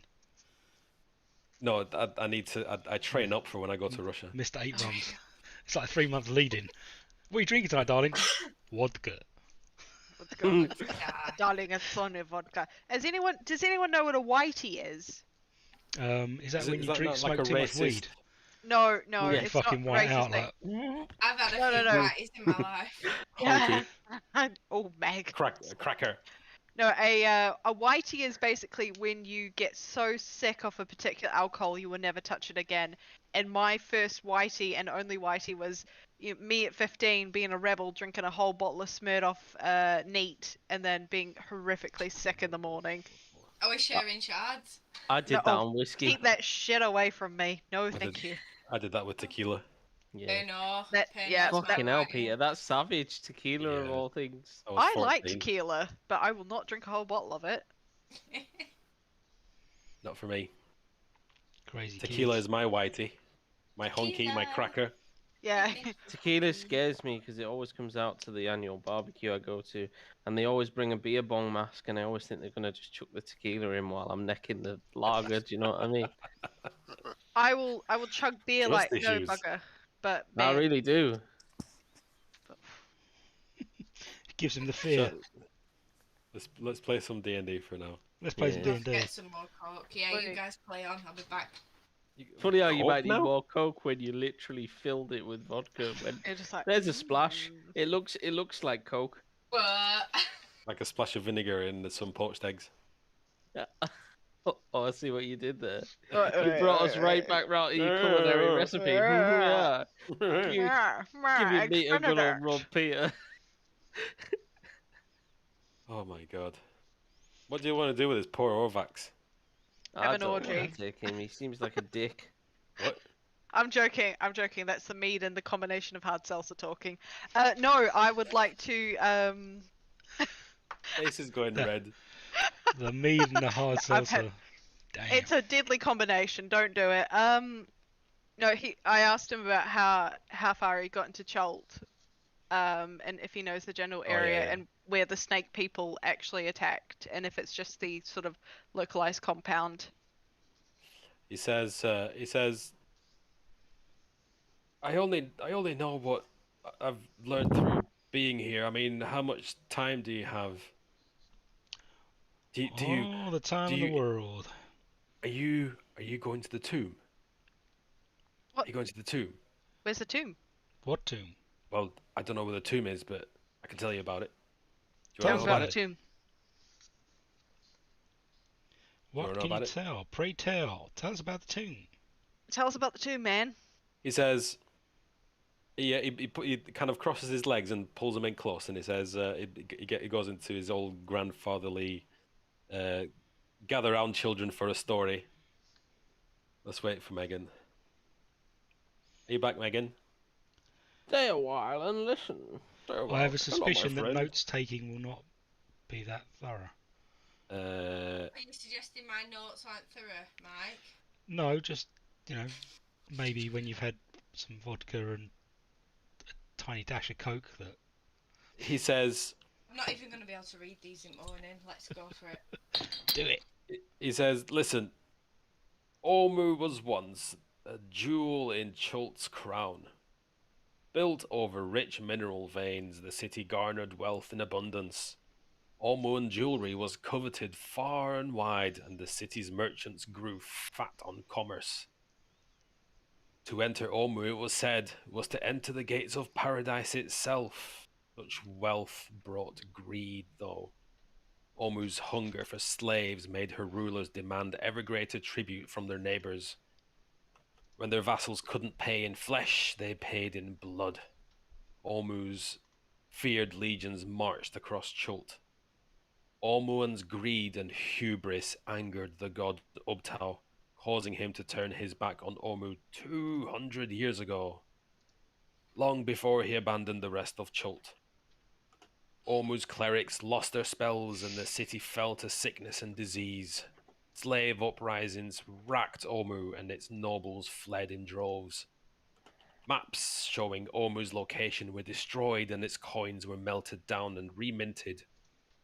Fallen from grace, Ormu became known as the Forbidden City. With Ubtao gone, primal spirits arose from the rainforest to bewitch the few remaining Ormuans. They disguised themselves as jungle creatures who promised great power in return for devotion. Desperate for redemption, the Ormuans tore down the temple of Ubtao and raised shrines to those 9 trickster gods. Start writing. The new deities were divisive and often cruel, too weak to grant miracles to every follower. They concocted elaborate trials to win over the clergy. On holy days, the metal as aspirant priest was tested in their 9 shrines with deadly consequences for failure. Deadly, I tells you. The trials provided entertainment for the degenerate Ormuans and fed their weakling gods with much-needed sacrifices. For 9 decades, the city folk lived by mantras of their trickster gods. They built statues in their names and schemed against each other to assert their chosen god's dominance. Ormu's glorious past was lost, but its people endured. Such mercy did not last long, though. Ormu's bloody trial drew the attention of Acererak, an archlich who wanders the cosmos in search of souls to harvest. Acererak, who is fond of death traps, marveled at the trials concocted by the Ormuans. They inspired him to create his own dungeon below the city somewhere. Little over a century ago, Acererak entered Ormu and slew all 9 trickster gods. He then enslaved the Ormuans and forced them to carve out a tomb for the defeated gods. And here we are today, searching for it, and we are almost there. The Red Wizards of Tay have made the most progress towards finding it. So, And by proxy, so is our man right here. I was brought in at the last minute to translate some Omuan inscriptions, which I never got to see. Shit, make some shit up. It's not. It wasn't me. It wasn't me. Don't kill me. Oh, just as a word of warning about Acererak, guys. This guy's slain 9 gods. Lesser gods, albeit, but you know. And that's just that we know of in this area, right? This guy travels the fucking plains. So, yeah, he's not somebody to be trifled with. So, yeah, prepare to be scared. A technical note, an archling, Lich, yeah. Is that not the opposite of a lynch? Mm-mm. It's just a bigger, badder. It's like if the lynch boss, it's like the it's like the CEO of lynches, basically. Lich. It rhymes with bitch. Yeah, lich, yeah. That's like, yeah, a baddie, but... Yeah. Think an arch nemesis. You know that, like, Meg... Is it? You know, Meg, it's like, do you remember that Nino Cooney boss that you couldn't beat for like 2 weeks? He's the equivalent of that. Okay, he's a big bad. Yeah. Yeah, okay. You met an archlich in Strahd. Did we? Yeah, we met the cleric, or was it the abbot? No, that was a deva, a deity. The archlich was in the what was that stately home called? Oh, the library. With the silver dragon thing, and he was the library. Yeah. He was an archlich. And do you remember anything about him? He was good. Yeah, he was good. Archliches tend to be good, whereas demi-liches tend to be bastard fuckers. This is what I'm talking about. Is he a good guy then? Because he's an arch-lich. He's a demi-lich. Oh, I thought you said arch. Demi-lich. No, the dude in Strahd was like for destroying Strahd, but this dude is like, nah, fuck you. Give me death games for entertainment. Fuck you, I won't do what you tell me. Tell me. Yeah, he's a bitch. So when you say 9 trickster gods, do we mean like, because we know of was it the Night Serpent? Is like the Night Serpent technically a god of that level, or is the Night Serpent like in the pantheon? Dendar's a bit higher up. Dendar the Night Serpent's probably a bit higher up than these are, but they're still gods nonetheless. Yeah. Okay, so he's like they're like gods of the jungle that have moved in to garner worship and power, which is how you kind of ascend. And he just fucking Acererak's rocked up 100 years later and gone, fuck you all, murdered the lot of them and gone, these are now my worshippers. Thank you. Oh no. Demigod. Sorry? Acererak is like a demigod to kill demigods. He's a demi-lich, but he's yeah. But he's fucking like he is powerful, super powerful. Like do be, yeah. So a lich is like a big bad undead. So what makes him? What's the difference between a lich and a demi-lich? He's bigger, badder, and more undead and scarier. To be honest with you. Oh no! Throw some steroids on a lich, and yeah, that's what you're looking at basically. Oh no! And we want to fight. Yeah. Oh no. Oh no, Brian. Oh no, Brian. We could always go back to the port and just head back to Waterdeep. Yeah, I think we call it a day. There's no shame of running. We know a great pub about witches' tits. I choose life. Just saying. Just throwing it out there. For my crazy peeps. Yeah, sorry, just to give you some context, he's a scary motherfucker anyway.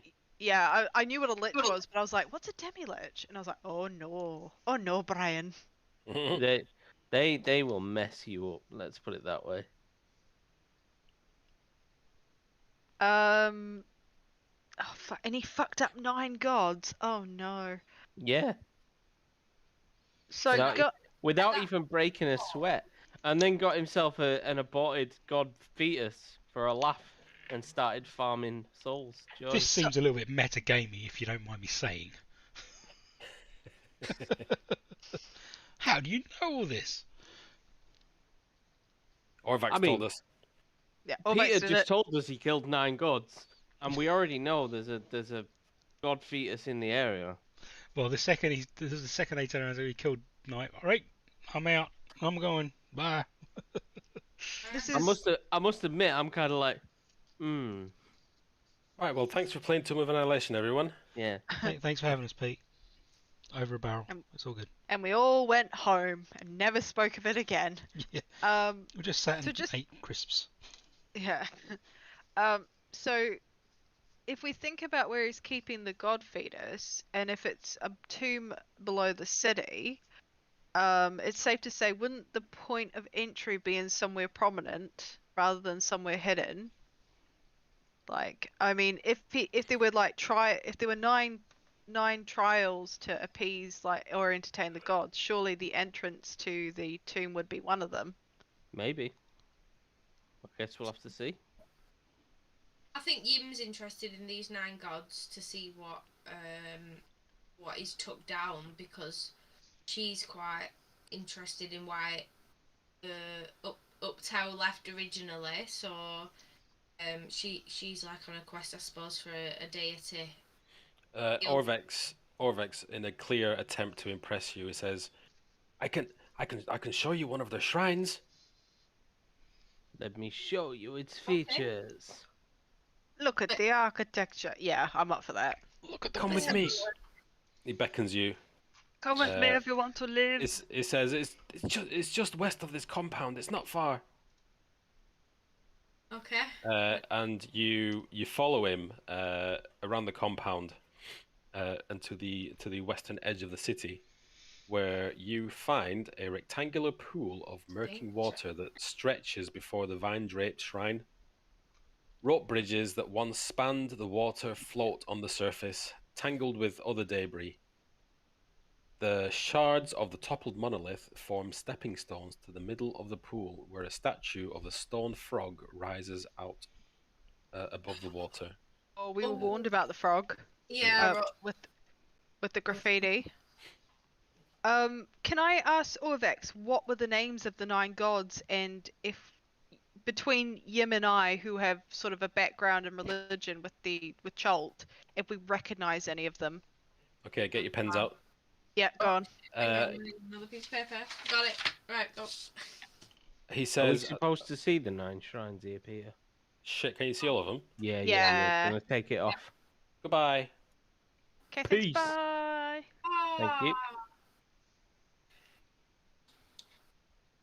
So we're here at this one.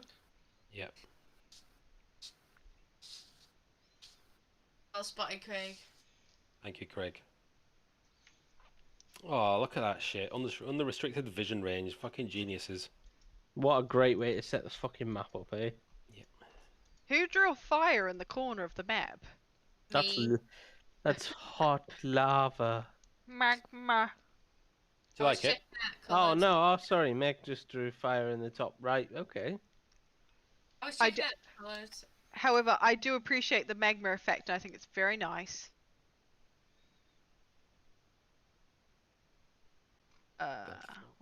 Steamy magma.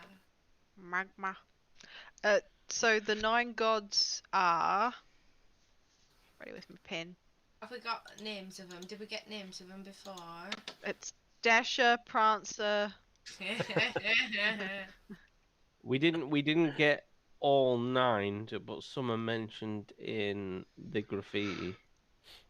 Right, the okay. Fang of Ragnesis. No, Okay. Ragnesis is the lich. Are you ready for the 9 trickster gods? I Yes, am please. ready. Right. 1. First of all, I'm just going to activate this. Let me know if you can see the entire map again. Nope, it's black now. It's all blick. What? You I'm can't in- see anything. Nope. I'm in the dark. Fuck. And I light a torch, Peter. Light it Oh up. yeah, bloody hell. I ain't got no night vision. Oh, dark vision, how I miss you. Yeah, that one. Meg, have you ever had dark vision? Nope. Oh, no, right now? And yeah, I can see Yeah, some I can see stuff. a bit. Yeah, I can see like a face with like and But very unhappy. you've got the token vision and everything, so you can't see through the pillars here Nope. or here. Okay, good. That is fine. That is how it's meant to be. Stupid. Roll 20. Right, so Orvex, sorry to pull you out of your immersion like that. Orvex says, he says, this is Kubazan's shrine. Kubazan. Oh, Meg's gone somewhere. I was gonna ask if I knew anything, if Quinn knew anything about Kubazan. Just being a local and studying as a monk and being aware of other culture, well, other deities in the area. Other than passing mentions of the name in various scrolls, your order didn't have really. Would I know anything about it as an archaeologist? Oh, you're an archaeologist, are you? Are you? I am. In that case, let's have a history check from. We're gonna have to do a history check for every god. Okay. Can I assist Mike in any way, telling him what I've heard of the scrolls and everything that's been passed? Yes, you can. So to give it a bit of. This is very niche information, so I'm gonna have to put the DC a bit high. Yeah, so, yes, you can help. I will give context to Blaine and explain what I've heard through basically the rumors and the grapevine and any sort of information that's been passed down through Kirsabel, like the location of where he originated from, any sort of known practices of the god, or any sort of preferred sacrifices or giftings and shit like that. You can roll your investigation again. History, sorry. So I'm just reading up on my archaeological background. When you enter a ruin or dungeon, you can correctly ascertain its original purpose and determine its builders, whether those were dwarves, elves, humans, Yuan-Ti, or some other known race. In addition, you can determine the monetary value of art objects. Okay. Oh, so nothing about God then? Well, you know, it's all in the wheelhouse. Shit. 6. I forget you've got oh no, you don't have inspiration. 16. The only thing that you can call to mind that you've come across is this symbol. What symbol? Hold on.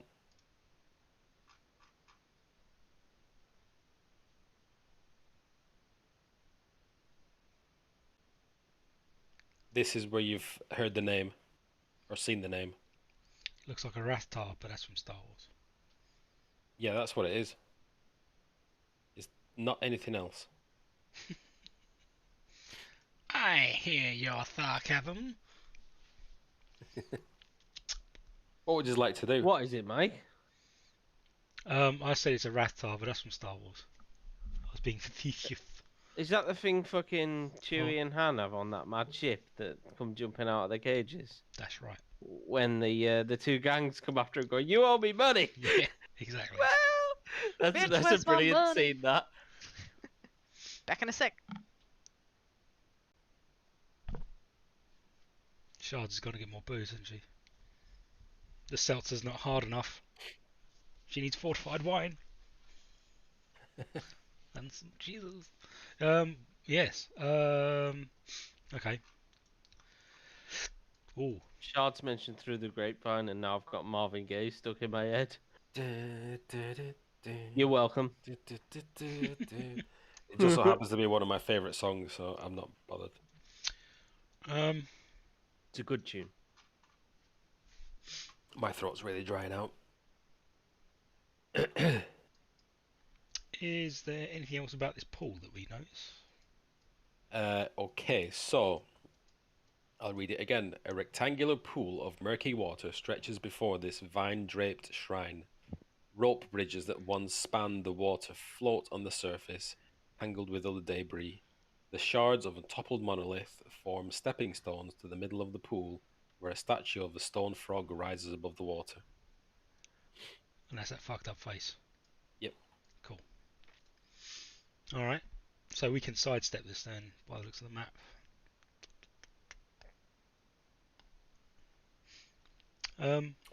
Sidestep what, sorry? Well, we can go around it.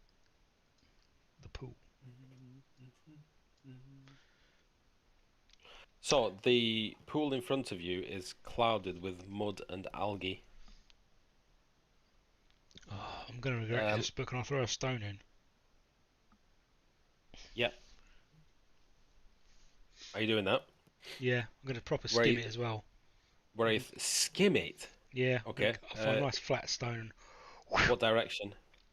Northwest. Okay.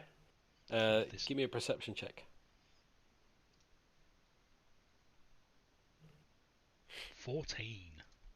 As soon as you skim the stone and you search the water, you see an eye stalk just pop out of the water and it's looking at you. Point this out to the party. Hey, look, an eye stalk. As you point it out to the party, and you begin making all this noise, the eye stalk focuses on you, and then from the pool comes a horrific-looking, monstrous frog, which begins heaving itself out of the pool, and attacks you. Let's roll for initiative. Yes. So I like to end my evenings on a combat where we all die. Oh, why is it rolling Nero, for goodness sake? Have you got the hippie shakes? No, I have the trumpets. I was gonna say, Bring on the trumpets. The trumpets! A little bit of Monica. Bring on the trumpets. Is everybody else here? Because I'm not hearing any other voices. They're all taking it in slowly. Dylan's on mute. He's probably in the toilet. Doing a massive... Yeah. He has, however, get out, you bastard! I was on mute and I did not realise. That's right, you legged it. No. Did you eat your fortified wine? Me? No, I don't touch that shit. I drink Port. Yeah, I'm not a classy drinker. I'll drink Merrymead. what's there. White Claw. Fear. Oh god, I'm not that desperate. First up is Snapjaw. Mad Dog 2020. Snapjaw. He's gonna blast this thing with fire damage. Craig, has your fire gone out? You look less yellow. Less yellow? There was never a fire on. This is my monitor. Oh. When we started, it looked like Craig by candlelight. Very romantic. 15? That hits. Fuck yeah. For 9 points of damage. Kind of damage. 2 fire damage and 7 piercing damage. Your arrow goes. It does rip a hole in it. However, the fire. How much damage did you? 2. 2 fire damage. The fire doesn't affect it at all. Okay.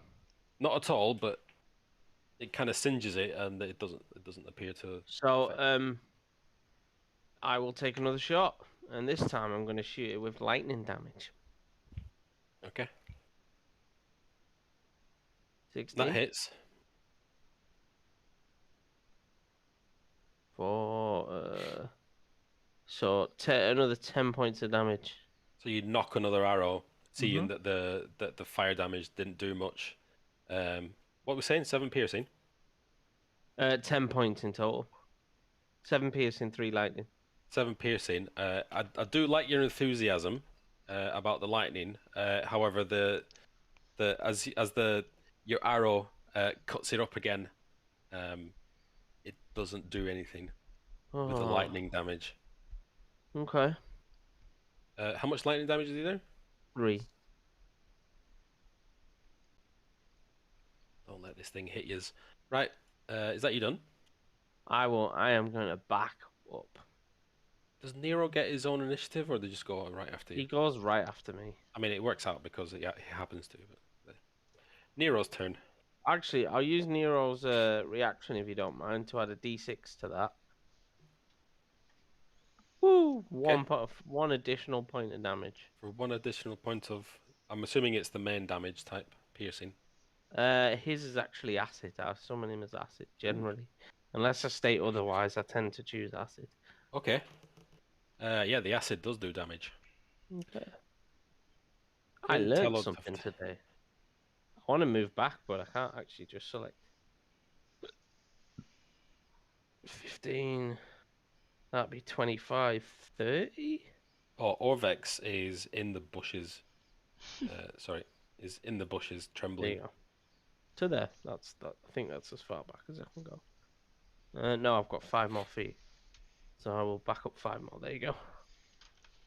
Quinn. Thinking back to the jargon on the wall and where it said Carbazan equals bravery, I will puff out my chest and I will scream at this weird 3-eyed frog monstrosity. He goes, I am not afraid, and I will use what is it called? Hour of Reaping, and I will point at him and look as intimidating as possible as I can to this giant fucking thing. Okay. So I'll need DC Wisdom saving throw, please. Okay. This frog just looks down on you and goes and rolls a Wisdom saving throw. Mhm. And fucking seriously, with a +5. Okay, he fails it. Yay! Woo! Okay, I am bye. a scary motherfucker. And he is now frightened of you. With a +5, I rolled a 3. It happens. He is frightened. Okay, you can let him hit you. I am just a tiny bird and you are frightened of me. And thinking like the way into the shrine is I'm gonna where was the path? Because unfortunately I buggered off. Was it this way? The path. The way it was described, like how to get to the shrine, like there was a series of stepping, like a path to get there.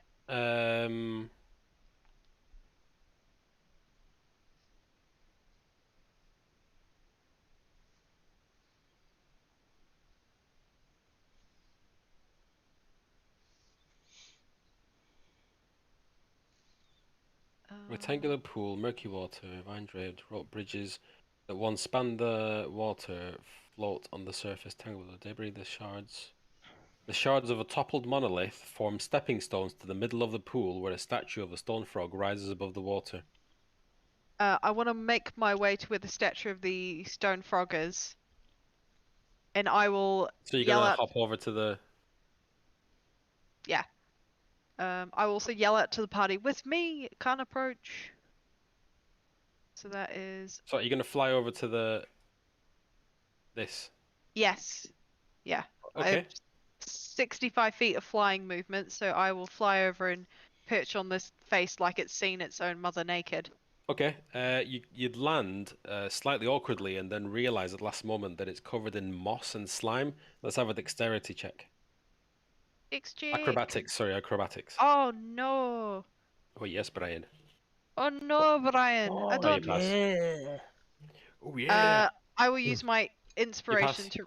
Oh, do I pass? I thought you rolled a. I rolled a 20 dex check and then I rolled a 10 acrobatics. But if the acrobatics is not enough, I will. I mean, it's the same check. So I mean, even the 10 passes anyway. So yeah, you succeed. So you awkwardly grab onto the statue, and you right yourself. And I'm really glad you've done that because it's the frog's turn. I was hoping I didn't know how I was going to get close to you. Oh no. It has disadvantage on attack rolls with it while I'm within line of sight. And because it's a big bugger, it can still see me. So you have to attack with disadvantage. Oh no, Brian. Okay. He attacks Nero. So it's the Froghemoth's turn. Its bulbous eyes focus on Nero. As he attacks him with his tentacles. Disadvantage. Scheisse, 12. Does that hit? I don't actually know. Give me 2 seconds. I don't think so, though. According to this, it's AC 17, and I'm hoping it's not the case. I'm 17. I don't know if that's 17. I can't remember where you pulled the bloody stat block up for Nero. It's in here somewhere. Sorry, guys. Oh, worries. Primal. There you go, Drake Companion. If you click that, I think the stats come. Yeah, Jesus, it's 17. 14 Holy plus shit, your balls. proficiency bonus.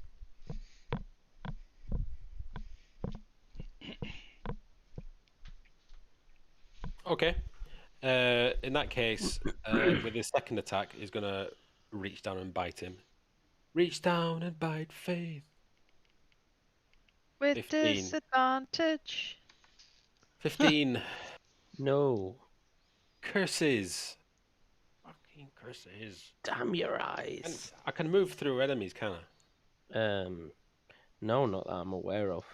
You can move through allies at double movement speed, but I don't think you can move through enemies. I think you might be able to actually, because he's huge. If you're more than one size bigger than something, I think you can't. 2 sizes larger, which he is. He is. His size is huge. So yes, he does. And he goes. Let me see. Ribbit, ribbit, ribbit, ribbit. You're not allowed to move closer towards Quinn, though, are you? No, you can't. Moving, You can't. I'm moving adjacently. I'm moving in a adjacent line. I'm not moving diagonally towards her. I'm moving to you guys. She's not here anymore. She's history. No, but you're still within distance of me, so I'd argue that you are approaching me. I mean, you can argue it. But I won't win. But I can try, Peter. Let me try. I mean, you flew away. Yeah, but 20 feet. yeah, but 20 I'm drunk feet. and I forgot the frog went after me. It's 20 feet here. It's 20 feet here. Here, here, here, here. This is all 20 feet. I am well within my rights. All right, I'll let you have it. You flew away. Right. Brutus. Let me kill someone, please. No. Monk says no. This gargantuan frog towers over you. What do you do? Become You're a gonna have to bigger take yourself frog. off mute at some point, Dylan. Not Oh, me, you're- are Sorry, I thought you're still on I? mute. Silly Billy. Oh yes, silly Billy. It's all let me stupid to cast- see you. Bloody hell, all these spells are made in. I don't want to cast, I can't see it.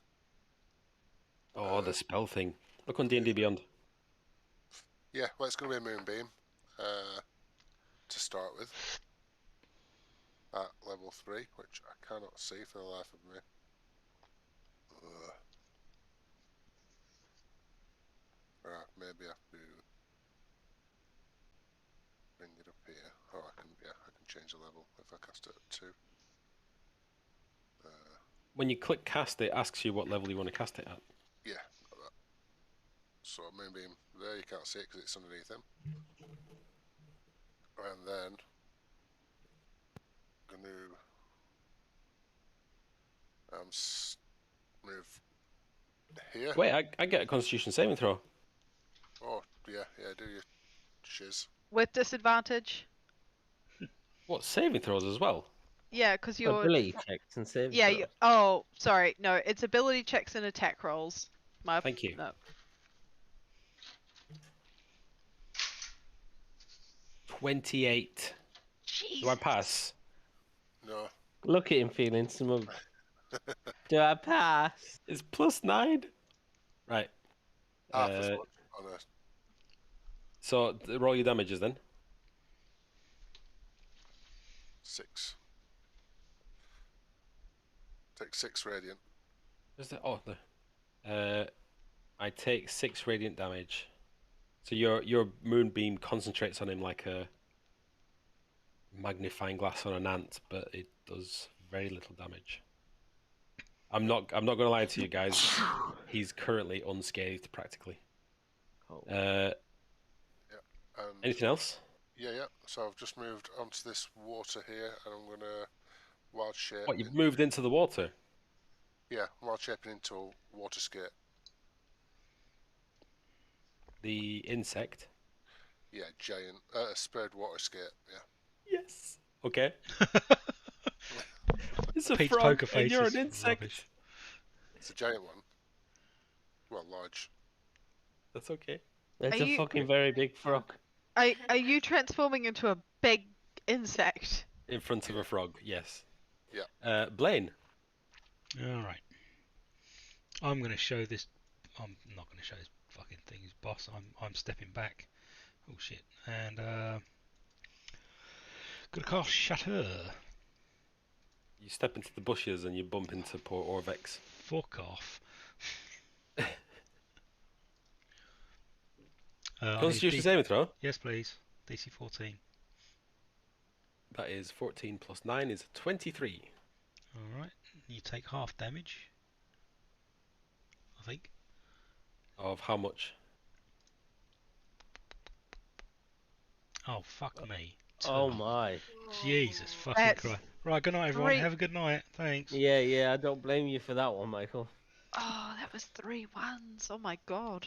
Yeah, 4 ones. Hence the Oh. 4. You draw your hand across your body, mentally arranging invisible threads of the weave of magic into And start touching straight my lines, balls as instead. if strung on a guitar. As the last gesture of the spell, you take the fleck of mica and strum those strings. And fuck it up royally. I'm resetting In my answer browser. to your spell, a piercing shriek rings out. And And nothing objects shatter as creatures squint against the noise, but he takes 2 2 damage. damage. Fuck off. You just wait till Jizzard the Lizard Wizard comes. Fucker gonna fuck you Oh. up. Metaphorically and physically. Actually, Not as much you know as what? I'm gonna fuck you up. Talk amongst yourselves. I'm just gonna create a character on D&D Beyond. Oh, Mike's there going, I'm going to do the Semitic component, and it's just this. I just. Grease! On everything. Oh, God. Yim is next. I'm sure you've been formulating what you're going to do this whole time. Oh, fucking Yim, hell. our mega strategist. Surely you know exactly what to do by this point. Yep. Totally. Show us then, Yim. Show us your might. Test your might. I'm gonna approach the massive frog. Mortal Kombat. Do, do, do, do, do, do, do. Yim approaches the humongous frog and goes boop on his nose because she's high on vodka. No, I'm gonna bump him on his nose. Boop. But as I touch him, I'm gonna inflict wounds. You're gonna boop wound him. I'm gonna Touch him, boop Meg. Touch wound him. at level 3. Oh shit! This is gonna hurt, isn't it? Do it. I hope so. Boop. No, it isn't. Oh fuck. Meg, you have inspiration. Meg, you Metagaming. have inspiration. Thanks. Sorry. Yeah, please. Go on. Go on, Meg. Fuck it up. Oh, come on. Repeat the roll. Oh, no. That hits. Boop. Damage. 29 points of damage. Right. Necrotic damage, yeah? Yeah. And then, go on. No, you go on. Well, I noticed that Brutus has turned into some kind of water boatman. Is that what I'm assuming he is? Yeah. Yep. Well, I forgot they were called that. And I'm gonna jump in like this section here of the water to kind of create a tidal wave to kind of wash him further away from the frog, and that's my turn. So Yim's gonna boop it on the nose and then go cannonball. Exactly. That's what Yim's doing. Oh my god. In the hope that I wash Brutus further away out of like tongue projection. All right, Dylan, roll me a 1d4. 1d4. Oh. Yeah. Why did you do this, Meg? Sorry. You float. You're on the. Yeah, you're I thought I've got. There's method behind my madness. Oh, I'm sorry. I was trying to save you. Oh, dice have moved. Right, you move one tile away. Roll me a d6.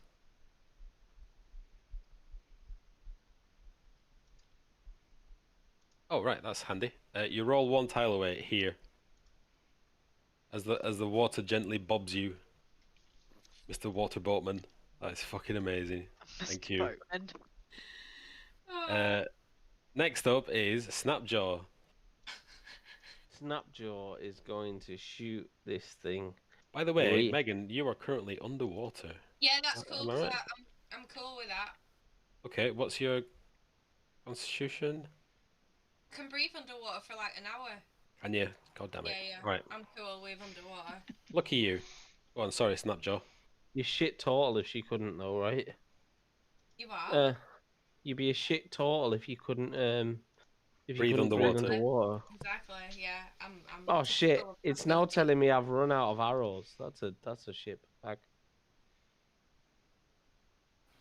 Well, we're not doing that here, so Yeah.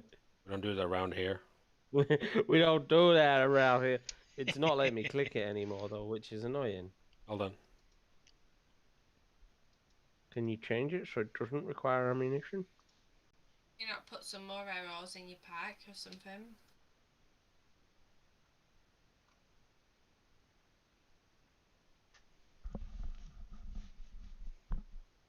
Oh, it's on the bow, isn't it? I'm looking at the arrows. Weapon properties, ammunition. There you go. I've unticked it. All right, okay. Hopefully that fixes it. Nope, apparently not. Maybe you have to do it.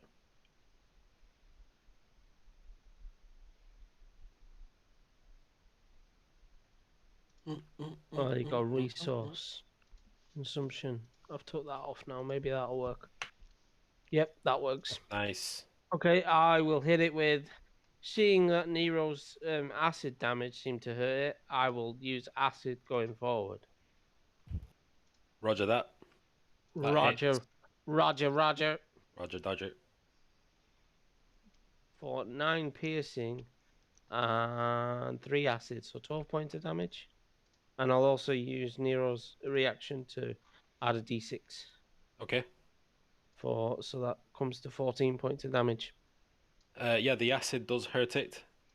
And your arrow rips another bit of skin off it. I'll shoot it again. And then I just kept shooting. And I just started blasting. Again for acid, if it hits. That definitely hits. For that's crap. 8 points of damage this time. And I'm gonna keep backing up. 5, 10, to here. And then Nero goes. Nero is going to do a bite attack. When I can find his actual actions. Oh, he's just a holding token, isn't he? I forgot about that. So his bite attack does. So it's a d20 plus 3 to hit. So 1d20 plus 3. See if this hits. I assume not 12. 12 does not hit. I didn't think so. Okay, that's me done. So your other arrow sails over it. You mean Snapjaw, Nero's bite attack? Sorry. I mean, Nero's bite attack sails over his head. Oh, imagine that. Win Talotov. Realizing my cock up by moving away, I'm going to fly over to the toad thingy, and I would like to make a targeted attack on its eyeballs. Right, so you want to blind it, which means I'm going to need a nat 20, as usual. You don't want for much, do you? Oh, that was supposed to be a 15, sorry. Would that have hit? That 15 would have hit. Oh, well, fuck it. Does a 23 hit? A 23 does hit, yes. And that's for 10 points of damage. 10 points of damage. So you try to scratch his eyes, but they all kind of flop everywhere. But you do some damage to his eye stalks. You might need to go to Specsavers for that. I was waiting for it.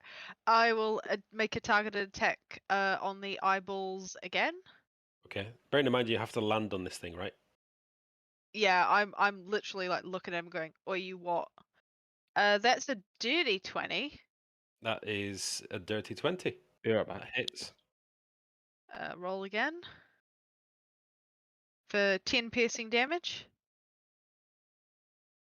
Okay, so what are you hitting him with? I'm stabbing him in the eyeball with my Dreamer's Thorn. Okay.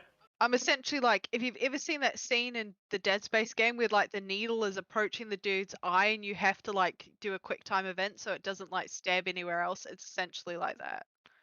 I've not played it that far. Unfortunately, his eyes retract at the last moment, and you scratch its head. Okay. For a bonus action, I am going to spend a key point, and I am going to use flurry of blows. Okay. And I am going to attempt to go the old-fashioned route and gouge out his eyes. Okay. Like with my little feet. That hits. 9 points Full damage. 9. And because Flurry Blows gives me another attack, I will have a crack at it. For 25. That hits. And I will roll damage again. For 5 points damage. Unfortunately, it didn't have the desired effect, but in the process, you've made quite a mess of his head. Are you now standing on his head? Yes, oh no, I can't hover, can I? Can I flap in one place? Like a flamingo. Do flamingos flap in one place? Well, like one leg balancing, bit of Tai Chi going on. Yep, I'll do that. What Meg says. So you're standing on it with one leg while flapping your wings. Yeah. Like okay.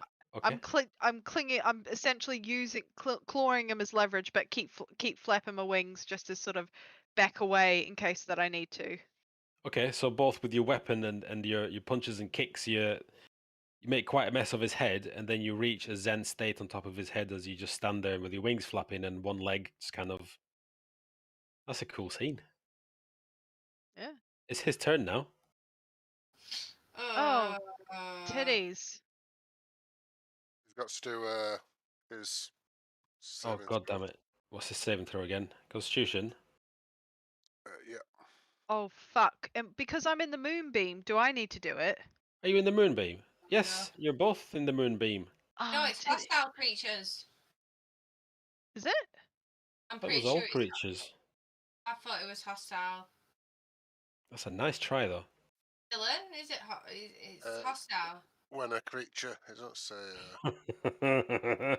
Wait, I'm not a creature. I'm a bird. I'm not a creature. I'm a turtle. Birds are creatures too. No. Turtles are creatures too. I'm gonna need con saves. Oh shit, he's failed. 11. How much damage does he take? I 12. forgot. 12 points of moon damage. Moon in your face. What do I need to roll? Constitution saving throw. Oh, great, lovely. Do you know, I think pretty much every session somebody just wanders into my spells. That's a 5. What do I take? Give it me. Blamed for it. Damn it! God, damn it! Oh, Megan passes. did I pass? I mean, passed Yim. him. Yep. Uh, Wait, do I have any Okay. monk shit that I can use to avoid this? monk shit. Get your monk shit out. Oh, hang on. Oh, no, sorry. Have any reactions? Reactions. I can deflect. I can't do tits. Deflect. I'm gonna punch your moon away. Can I punch? Can I punch the magic away? I don't think so. Right, Uh, Papa Malarkey, this. Damn it, Dylan. Not my fault. You walk into my spells every session. I mean, it's fair. It was there. The big frog thing we're covering. 19? Does a 19 hit, Shadia? Oh God, yes. Oh no. Oh, Hang on. What are you hitting it with, Peter? His tentacles. Oh, Okay, get well, that. I've got a reaction. A protection. I've got protection. A disadvantage, please. I've already got disadvantage. No, you don't, because my turn ended, so you're back on advantage because you're not frightened anymore. All right. Well, I forgot about that, but I still rolled with disadvantage, and it was I Yeah, still rolled a 19. Boo. How much do I take?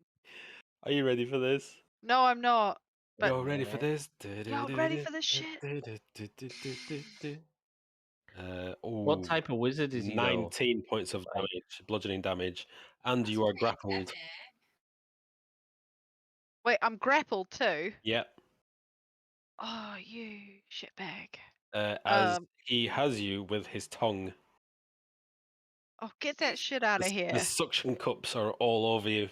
I'm just a little bird. Stop. And with that, he's also going to bite.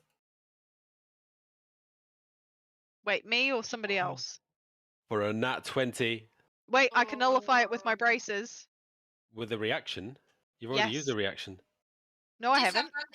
Disadvantage, Peter, because she's next to me within 5 I've not feet. used. I've not used. Yeah, I've not used any reaction because I couldn't do anything when the moonbeam hit me. I had nothing. I've got a reaction too. Disadvantage. Disadvantage Alright, reaction. I'll roll again. Sorry, Peter. Honestly, I'm really sorry. No, you're not. Don't be sorry. You're saving my life. I don't believe it. I'm not. 23. Oh, that hurts. I would like a DC 12 Constitution saving throw from you. Oh, I bet you would. As Terrible. he sinks his horrific teeth into you. DC 12. Oh, thank God. 14. You take 33 points of piercing damage. Fuck. 9 points of acid damage. Jesus. And because you failed your Constitution saving throw. No, I didn't. I passed. What was it? 14? 14. Oh. 16. Oh no, that's me. Shit, sorry. Right, so what's the total damage? That's 33 plus 9. That's 42 points of. Shit, I go limp in its jaws. I am unconscious. Shardia is unconscious. Oh my! I am on death save, guys. Shit. Right, time to get my backup gizzard ready. What the? Okay, never mind. No, I can't let it slide. Craig. Yes, Peter. This is bizarre. So he's got on this before we go into. He's got resistance to lightning damage. Mm-hmm. However, he is susceptible to shock. So his AC is lowered by 2. Oh. But it says it right at the bottom. But it says he's got resistance to lightning or whatever. Anyways, is ace. I mean, you've all hit anyway. I don't think anybody's missed. It's not referring to thunder, is it? No, it's shock susceptibility. If the Froghemoth takes lightning damage, it suffers several effects until the end of its next turn. Is it resistant in Foundry? Have you tried checking it on D&D Beyond to make sure it's definitely the case? Maybe. Because I got caught out with that on Dwargard, didn't I? Yeah, you did. I bet it's the same thing. Come on, internet. Oh, D&D Beyond's down. Marvelous. Anyway, it's Actually? fine. No? It's not responding to me. Oh no, here we go. Froghemoth. Nothing. Doesn't matter. Let's move on. Brutus Bitterbuck. Yeah.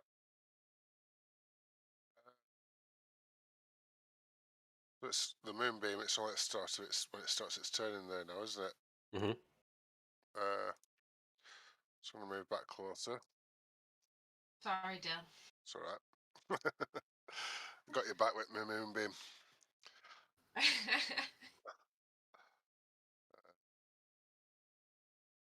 Do like a praying mantis, stab it in your truffle. 1d20 plus 5. I'm gonna have to.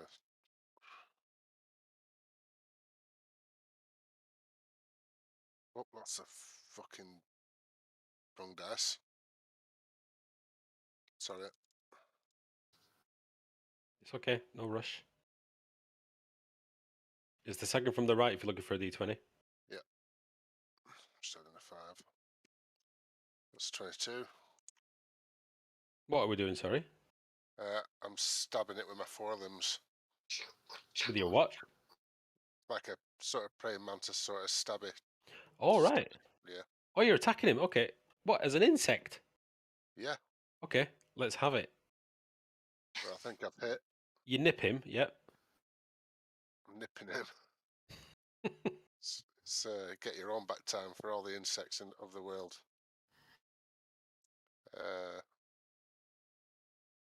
It's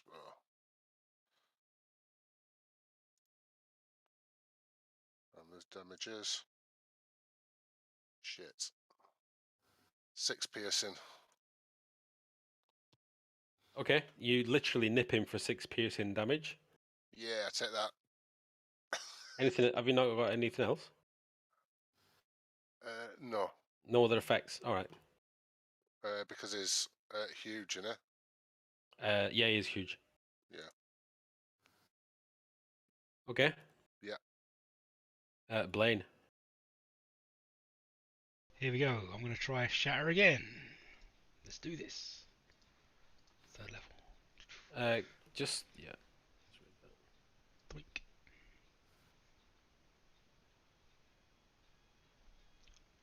DC 14 Constitution saving throw, please, sir. Okay.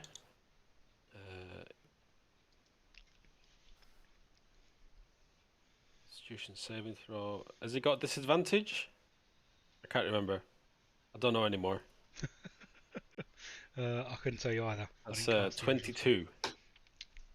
Probably a pass. I mean, I'm guessing a 22 is a pass. Yeah, it's 14. So. Oh, that's better. 27 divided by 2.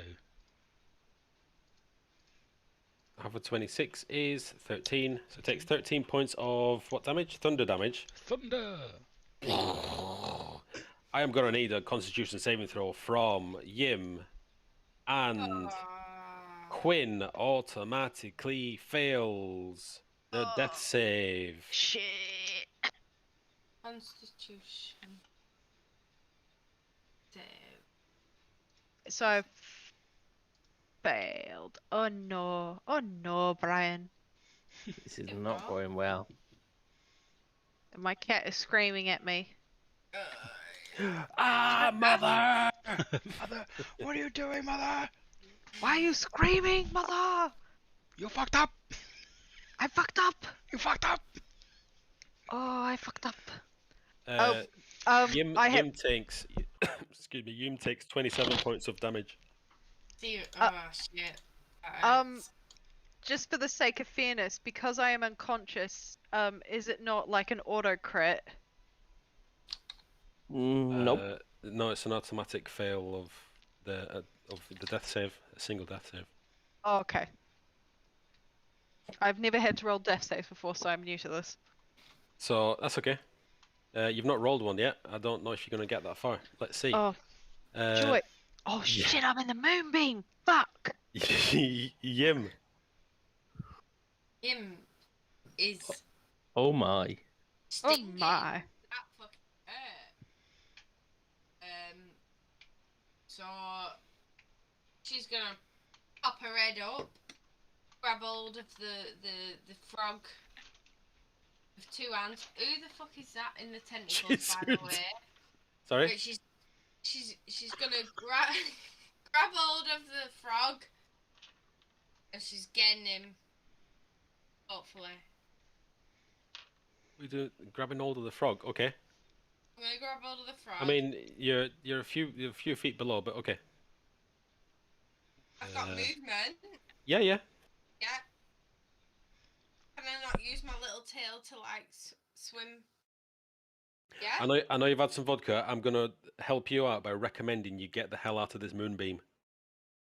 As a first action, I'm gonna help you out. That's my only help. There's a set of there's a set of stairs there, right there. Feel free to climb right out. But you're gonna have to squeeze past the enemy at double the speed, so it's gonna cost you 10, 20. It's gonna cost you 20 feet to move out of here and get to here. So 25 feet, you're there. Yeah, that's cool. I'll do that. And then I'm gonna.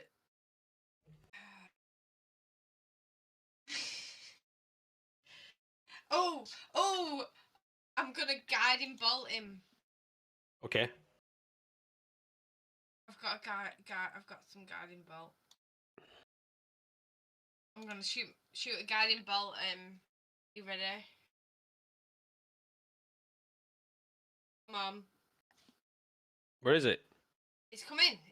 Hang on. I'm just praying. That to hits. the gods. Yes.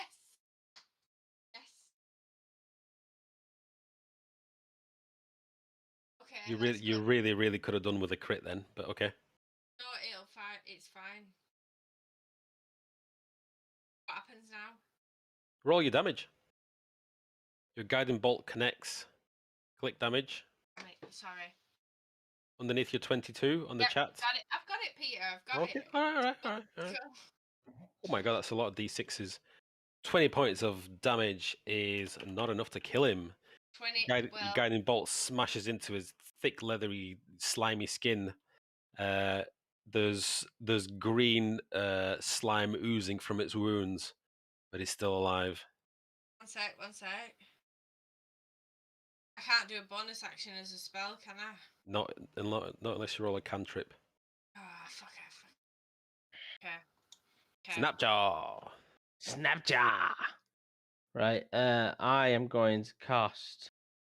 Kill the motherfucker. Sorry, okay. It's fine. You can scream, "Kill the motherfucker." That's okay. I am gonna. Good. Yeah, I'm gonna shoot it with my longbow, of course. I'm gonna hit it with some acid damage today. Do it. For 15, that hit. That hits, yeah.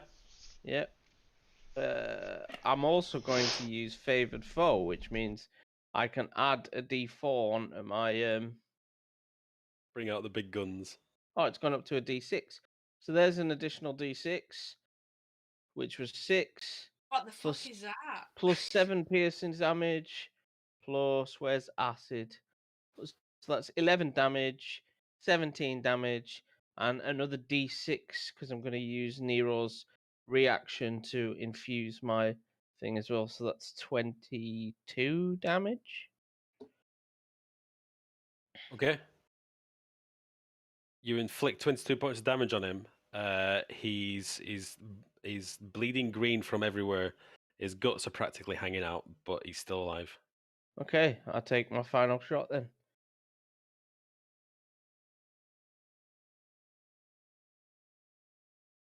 11, probably not enough at that point. 11 misses. Even with his, I'm clutching here, but with his -2 even from with my... his -2. Actually, do you know what I did forget to do? Attack with advantage because of guiding bolt. Oh well. Oh, yeah. I mean, you can could. It's totally still have your that. turn, so you can do your advantage attack. Let's roll it a third time then. 18. That one will hit, hits. surely. Okay. You don't even need to roll your damage because he's got Cross, one hit point left. Oh. Kicks his butt. Your final arrow rips through its brain as the thing kind of just falls to the ground,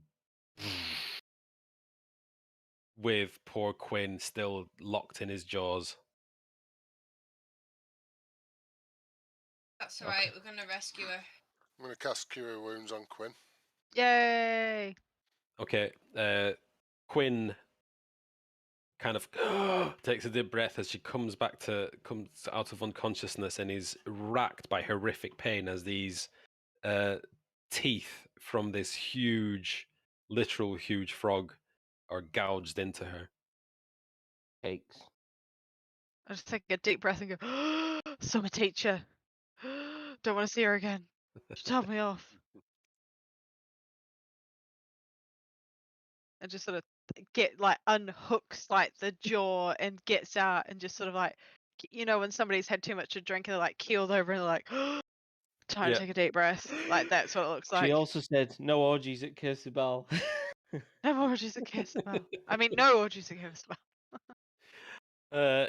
Yeah, so everybody pitches in and they lift up its huge mouth and you kind of roll out and flop onto the ground covered in slime and green shit. But you are fucking alive. And if it weren't for Snapjaw, you would be 100% dead. I would be. Yep, I'd be fucking dead.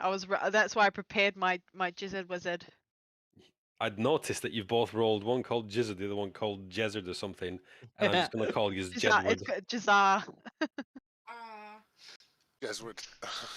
I was Jezzard. As soon as I rolled you failed your death save, I was like, right, better get on this. And we're going to end the session there. Because it is 12:30. Thank you, Snapjaw. I would not be alive. You're welcome. Good game, everyone. Good game. You can all thank Blaine. Why? Blaine skipping stones with knowing there's a frog somewhere in there. You know what? No, there isn't a frog there anymore. We can proceed safely.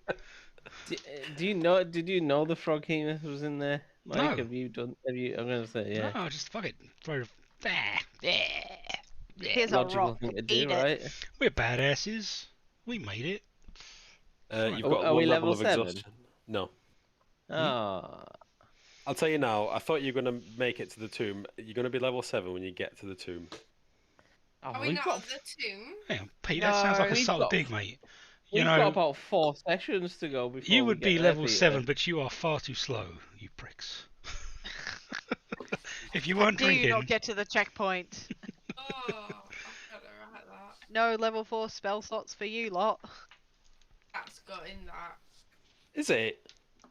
It is. I'm upset about that, Peter. I was promised level 7. Pete doesn't want me to have polymorph, or I can change people into sheep. It's fine, Meg. I know exactly where the tomb is. It's okay. It's not You're going to poke your head into the tomb, get level 7, then get the fuck out. Yeah. Oh, look at that. We've hit the checkpoint. Let's go back and explore the bit we left behind. Yeah, Little save icon comes up. yeah, the little swirly disc.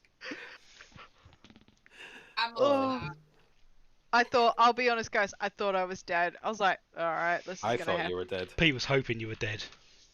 I wasn't. He was. I'm not against this, but I kind of was as well. I wouldn't have minded. It was my own fault and it happens. But I was like, no, please not my mum. You went and grabbed onto a frog hemoth. And by the way, Peter, that's correct. Yeah, it's resistant to lightning and yet susceptible to shock, which is weird. It's weird.